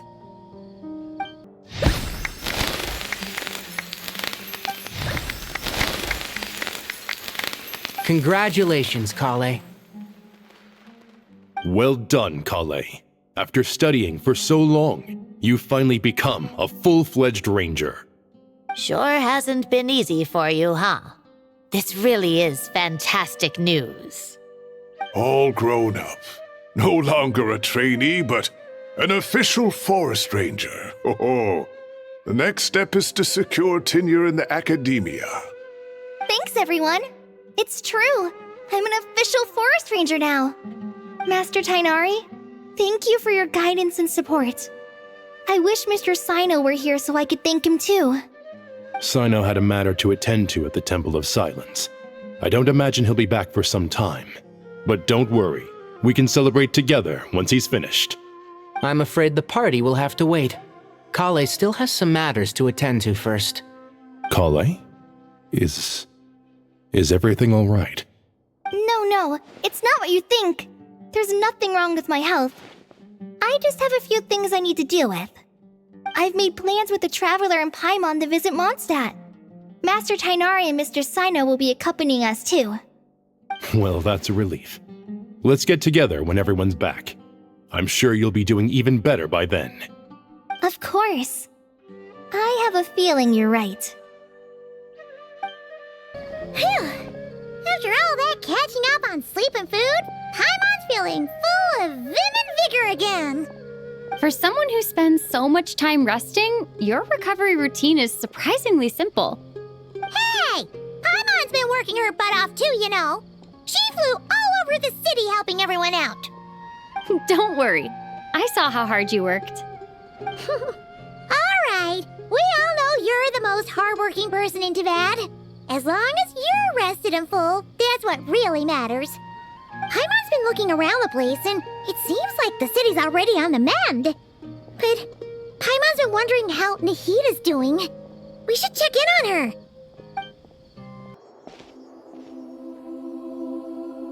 Hey, Nahida! And Hat Guy's here too! Traveler, Paimon. What's going on here? Nothing much. Nahida was just expressing concern for my physical and mental well-being. Oh, the Traveler told Paimon all about that. We've both been very worried about you. Are you feeling alright? You make it sound like I'm on the brink of some kind of breakdown. Truth is, I'm doing much better than you might imagine. If we can just get to the bottom of Dotori's intentions, we can minimize his negative influence. That's the sort of thing I excel at. Just listen to that newfound optimism. It seems like having you enroll in the Vahumana was a truly inspired move. I can really see the positive influence. Observe, a classic Sumeru specialty. Chalking everything up to education and learning. To be honest, even I can sense the change in you. Everything Dotori said to you was a way to manipulate your mind. Fortunately, you're no longer under his sway.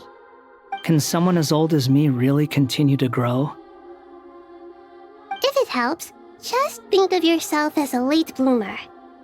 It's all a matter of phrasing, and it comes down to what standards you measure yourself by.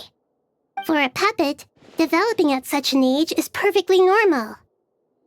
But if you choose to call yourself a late bloomer, it sounds more like you consider yourself human. However you see yourself, well done. All right, I see what you mean.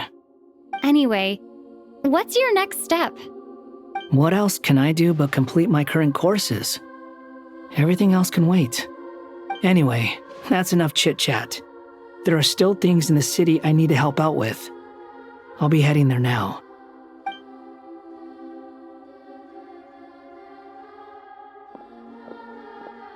I'm so happy that Hat Guy is doing better than we thought. But what about you, Nahida? How are you holding up? The pyronosis burned down the corrupted Irminsul. The flames blazed for 7 days and 7 nights before they finally subsided. All that was left were the parts underground. Now, Aru shoulders the responsibilities that once belonged to Irminsul. The situation was contained before it got out of hand, so Tevat's most vital information has largely been preserved. Irminsul has a strong influence over you, doesn't it? How will you cope now that it's gone? There is no need to worry. Thanks to Nicole's extraordinary talents, my connection to Irminsul has been severed and transposed onto Aru. Angels can do things like that? They can. Such abilities are precisely what makes them so powerful. The goddess of flowers, Nabu Malikata, once claimed that she too could perform feats beyond the reach of mere mortals. In my eyes, much of what she went on to achieve reached such transcendent levels. Her and Nicole really are both fascinating and magnificent. So, does that mean your situation is stable now? Correct. Just imagine that Aru has become the new Irminsul, and the essence of my existence has been bound to it. The wisdom of Sumeru has ultimately converged into a single, unified entity. Should we ascribe this all to fate, or is it merely fortune? Whatever it is, the important thing is that you're okay, Nahida. Dendro Archon, Lesser Lord Kusanali. Oh, thank goodness you're here. Greetings, Traveler and Paimon. Sir Nevis, do you have something urgent to say? Yes, there's something I need to report. We've received a message from Snezhnaya.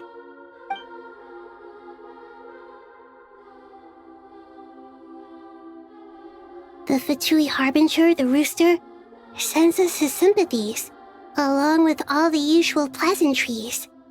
His stance is that, following the unrest and Nod Cry, Dottore was subjected to internal censure. This madness was the act of a rogue element, one who cannot be seen to represent the Zapoliarni Palace. No less than can be expected. Snezhnaya paid a heavy price working to stop him. They even lost one of their own harbingers. The letter goes on to say that even so, Snezhnaya cannot claim to be blameless. Apparently, they will deal with Dottore's subordinates in accordance with Snezhnayan law, holding all those involved in his crimes accountable. Additionally, they are supplying relief funds and supplies, which are already en route. They hope this will aid in Sumeru's reconstruction. Sounds like he's got an answer for everything. True, but as diplomatic rhetoric goes, it's highly effective. Completely watertight, both in logic and sentiment. This disaster has had a profound impact on Sumeru. There is much that I will keep in my heart. The matter of Dottore can be seen as settled for now. We are sure to cross paths again in the future, and in that light, Snezhnaya would do well to uphold their responsibilities and keep a tight rein over their actions. With Irminsul burned, the flow of fate now carries many more possibilities. I will be watching carefully. Perhaps we can move on to a less serious matter? Dendro Archon, will you eat with us once this matter is dealt with? Everyone wishes to celebrate together. Your presence would be most welcome. Of course! Junior Zod, Sino, and Hypatia all told me the same thing. If there isn't enough room for everyone, we can arrange back-to-back feasts. What a wonderful idea. That just leaves the question of what we should eat. Not more tomatoes, surely. More? Dendro Archon, what do you mean by more tomatoes? Those good friends of yours are always talking about tomatoes. Sometimes when I'm walking through the city, I can even hear them arguing in the fields. Since you see them so often, you must hear about tomatoes even more than I do. Tomatoes. Tomatoes. The word has a certain magic to it. Like the autumn fur of a sumpter beast swirling in the wind, sometimes flying up my nose. Tomatoes. What can we make with tomatoes? Wait, why tomatoes? Take your time, there's no need to rush. The traveler, Paimon, and I still have somewhere we need to visit. You'll have plenty of time to think it over before I return. Does this mean you're going to Natlan? Meeting them there in person. It will require a long journey. I know. But this is necessary. I must go myself. Traveler, Paimon, we'll set off as soon as you're ready. Is that all right? Sure. We'll be ready whenever you are. You'll hear no objections from Paimon. We should grab some snacks along the way, though. It'll be just like going on a long holiday. Wonderful. I'm looking forward to this so much. Natlan is such a lively place. It's super cheerful and positive, too. I can see that. There are people outside exercising at all hours. Such a healthy way of life. You came. Welcome, welcome. You must be hungry from your journey. Would you like something to eat? Oh, thanks, but no thanks. We've been eating the whole way here. We had a mushroom platter, Sab's meat stew, butter braised chicken, hot sour pudding. Paimon's positively stuffed. All right, all right. No need for all that detail. I'm starting to get hungry myself. Maybe later then. We can wait till everyone's got an appetite. Then I'll head out for a meal together. Sounds like a plan. Let's find somewhere to sit down.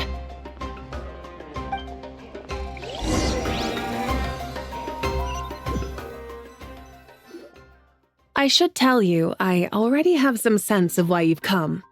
Why's that, Malika? To say thank you. Your senses are spot on. But on top of that, we also feel guilty. Because the pyronosis has vanished? I sensed its loss. Despite scouring through the remnants of Irminsul, we couldn't find any sign of the pyronosis. Not even any trace of it burning to ash. That's certainly unusual. Still, the potential fallout from Irminsul's loss is significant, to say the least.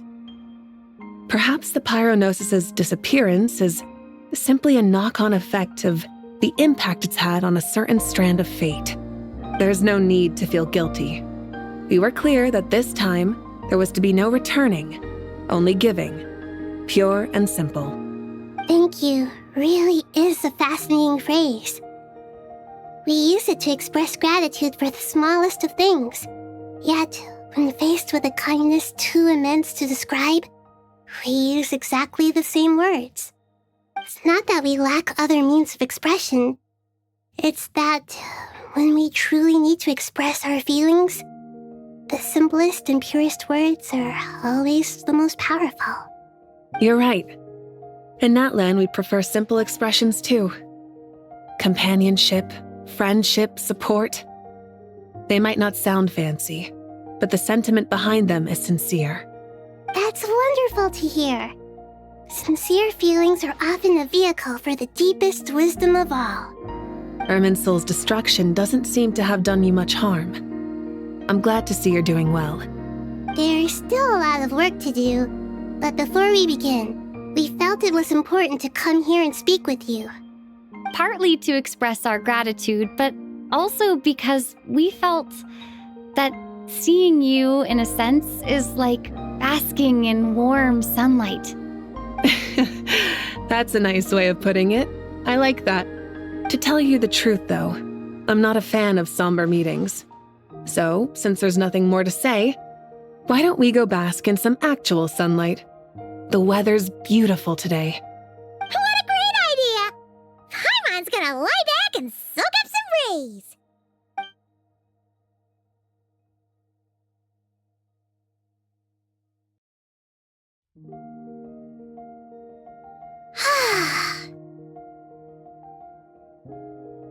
In that case, I think I'll lie down for a bit too before we head to our next stop.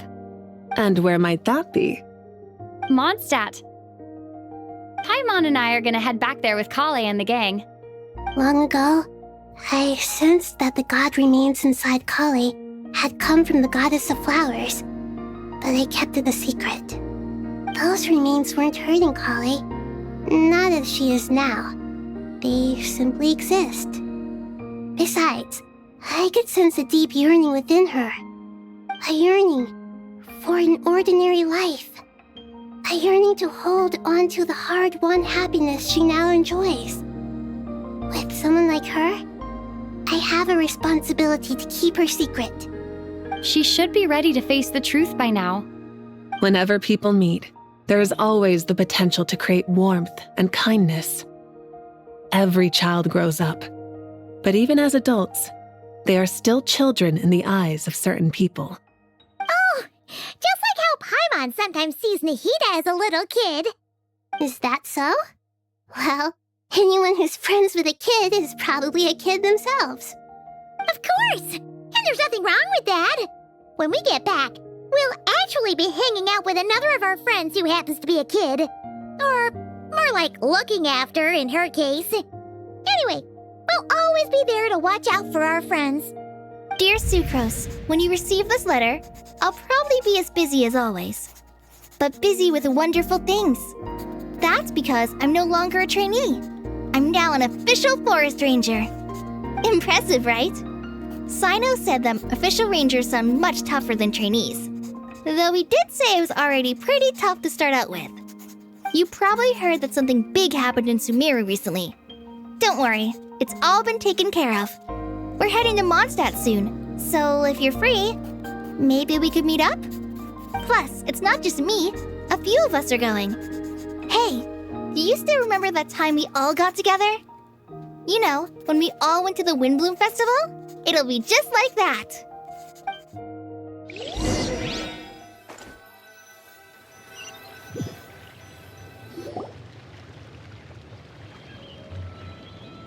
Dainari, is that... Don't you say it!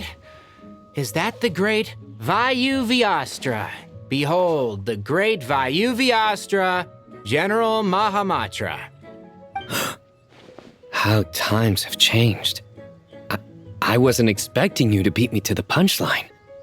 You've changed. You've really upped the aggression in your battle against Sino's jokes. Kale, how did you know what I was going to say? For the love of... Hey! Traveler! Paimon! You're right on time! I hope we haven't kept you waiting.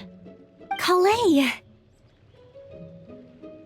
Sucrose! It's been so long! How have you been? I've been well.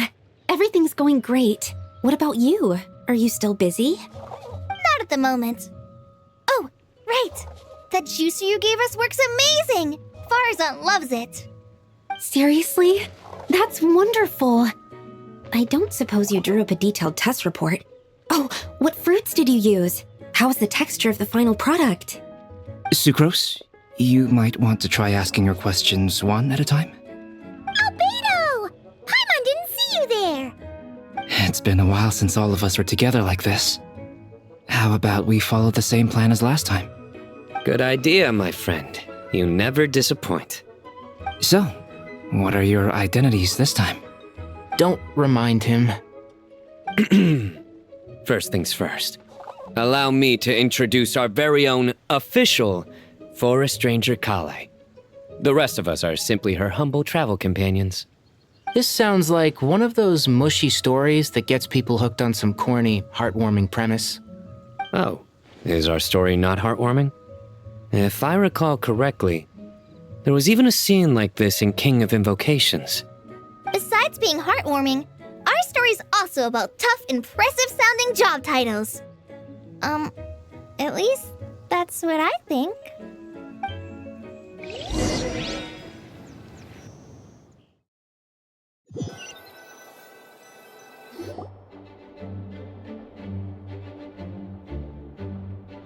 Oh, you're here already? I'm still giving Dodiko a little trim. I won't be a moment. A trim? Does Dodoko need haircuts too? Of course. It's important to know how to take loving care of the apples of your eye. All of these trivial matters get left to me. It's because I'm an angel, and angels are, in a way, the guardians of all Teyvat. Oh, right! Well, that's definitely an impressive-sounding job title. What are you writing? I'm just brainstorming some cool-sounding lines. Oh, write them on these card backs. Of course. Clearly, my lines are pretty amazing, wouldn't you say? Miss Nicole. Kale? You seem a little nervous. I was just wondering, who was the person you mentioned who needed their wish fulfilled? Wish? What do you mean? Miss Nicole asked if we could meet up in Mondstadt once everything was over. She said a friend of hers had a wish that needed my help to come true. Well, you never mentioned that before.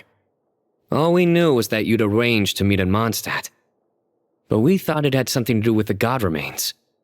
To be fair, everything I told you was true. Anyway, my friend is waiting. Come on, let's pay her a visit.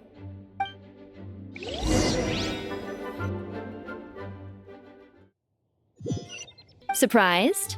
I bet you weren't expecting to meet a woman like me beneath this beautiful tree in a faraway land.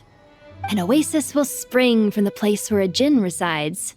That saying falls somewhat flat here in Mondstadt, given that everywhere is already so lush and green. Lilupar, what are you doing here? I made friends with Miss Nicole. I asked her to bring me here and then invite Kale to come. The prologue to this story is that I have a wish. It has stirred within my heart for centuries, millennia even. Originally, it was merely Al-Ahmar's lie, but now it has become reality. Could this be related to the goddess of flowers? My dear young lady, my mistress left her final trace in this world upon you. I can't tell you how glad I am to see you here. And now I have seen you, and peered into your heart. You have experienced hardships and suffered setbacks. The torment an ordinary person might expect to face has befallen you threefold. This is the source of your resilience. But, beneath all this, I have witnessed the seeds of desire. You yearn to return to the simple life you once knew, do you not? I do. I want to throw away everything that isn't mine. But how do you decide what is yours? The scars that others carve into your flesh? The kindness and love they inscribe? Are these things not yours as well? They are. This is something I've talked about with Miss Nicole. Miss Nicole said I should learn how to adjust my standards. I just want to live as an ordinary human. Anything beyond that isn't mine. Don't you want anything from the remains of the goddess of flowers? She gave me a revelation once. I think that's already more than enough. In the past, you would not have possessed such a rich heart.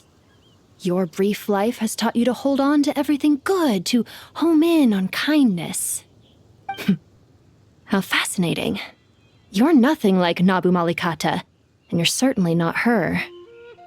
Of course not. I'm not some great and powerful being, Miss Lilopar. Yet I am a djinn. We exist because of the Lord of Flowers. We revere and love her. My wish is to see her one last time, to give everything for her. Kale, can you do this for me? But her remains won't be easy to remove. Are you sure this is what you want? That's beside the point. First, I need to know. Are you willing to do something for the soul of this lonely, wandering woman? I'm willing. But look, you know nothing about me. Even if you have heard the stories about me, all you would know is that I was rightly punished for the many evil deeds I committed. So you do know. Your lips are quivering, your eyes trembling, and still you're willing to do something for me. Life has been cruel to you, and yet you've learned to be kind. My dear young lady, to repay your kindness, I too must play my part. Are you sure about this, Lilupar? I yearn to see my mistress. For this moment, the world can burn to ashes, the universe be engulfed in flame. I care about nothing else.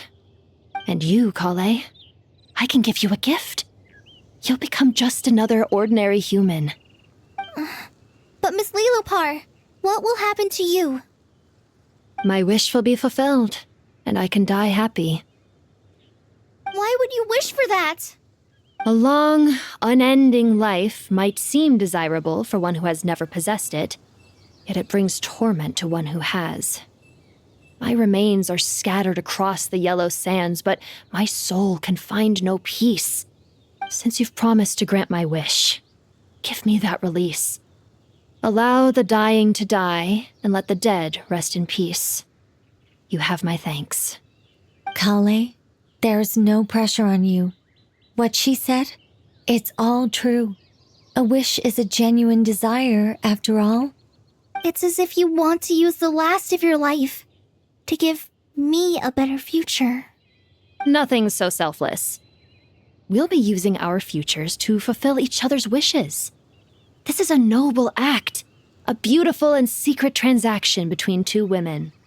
I understand. Miss Lilupar, I'm ready. Close your eyes, Kale. Then open your soul. From there, I will embrace my mistress. The downpour of flowers is your touch. Like returning to the very beginning. Like surrendering to your grace, my mistress. People say that devotion is beautiful, yet filled with pain. How foolish of them. For me, devotion is beautiful, pure and painless. Devotion is my love. Thank you.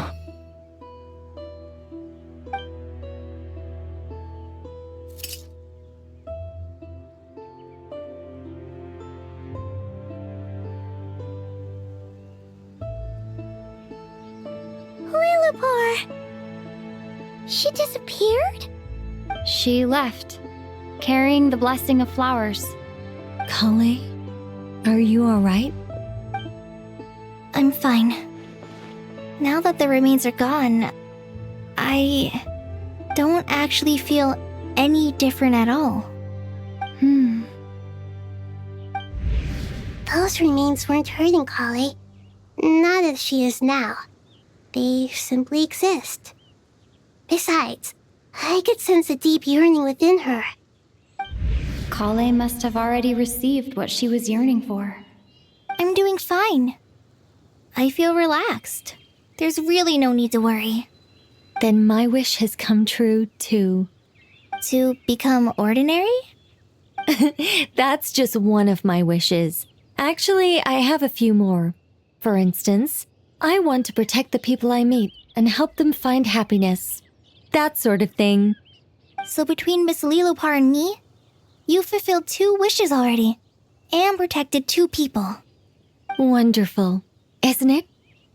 Oh, I feel so fantastically happy. I guess that settles things here. So what's next?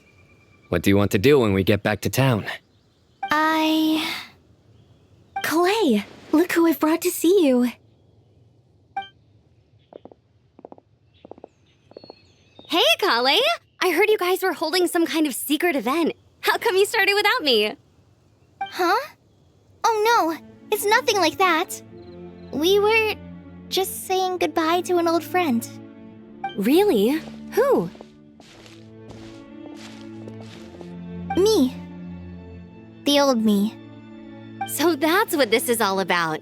Did you come all the way to Mondstadt for that? Because we knew the old you so we could witness the change? Exactly. The old me is gone. I puffed her into the air, and she became a fluffy pink cloud, floating into the sky, before disappearing forever. Do you think maybe up in the sky, she has friends waiting for her with test tubes, flasks, and bows? Oh, when you put it like that, it doesn't sound so bad after all. What do you think, Miss Nicole? I think maybe that's right. At least, if it were up to me, I'd consider that a happy ending. Dear Sucrose, even though my childhood ended long ago, these past few days have really felt like growing up again. I've become stronger, and I feel like I can finally accomplish things by myself. Surely someone as mysterious as you will find a friend like this fascinating. Always growing, always thriving like a plant. I came to say goodbye to my old self. I know that after this, she'll be gone. Thinking about it makes me feel a little lonely. I know the weakness that kept me company will one day leave me too. But somewhere in my heart, I feel a great sense of joy. It feels like I've always wanted to take this step, to walk towards the new me.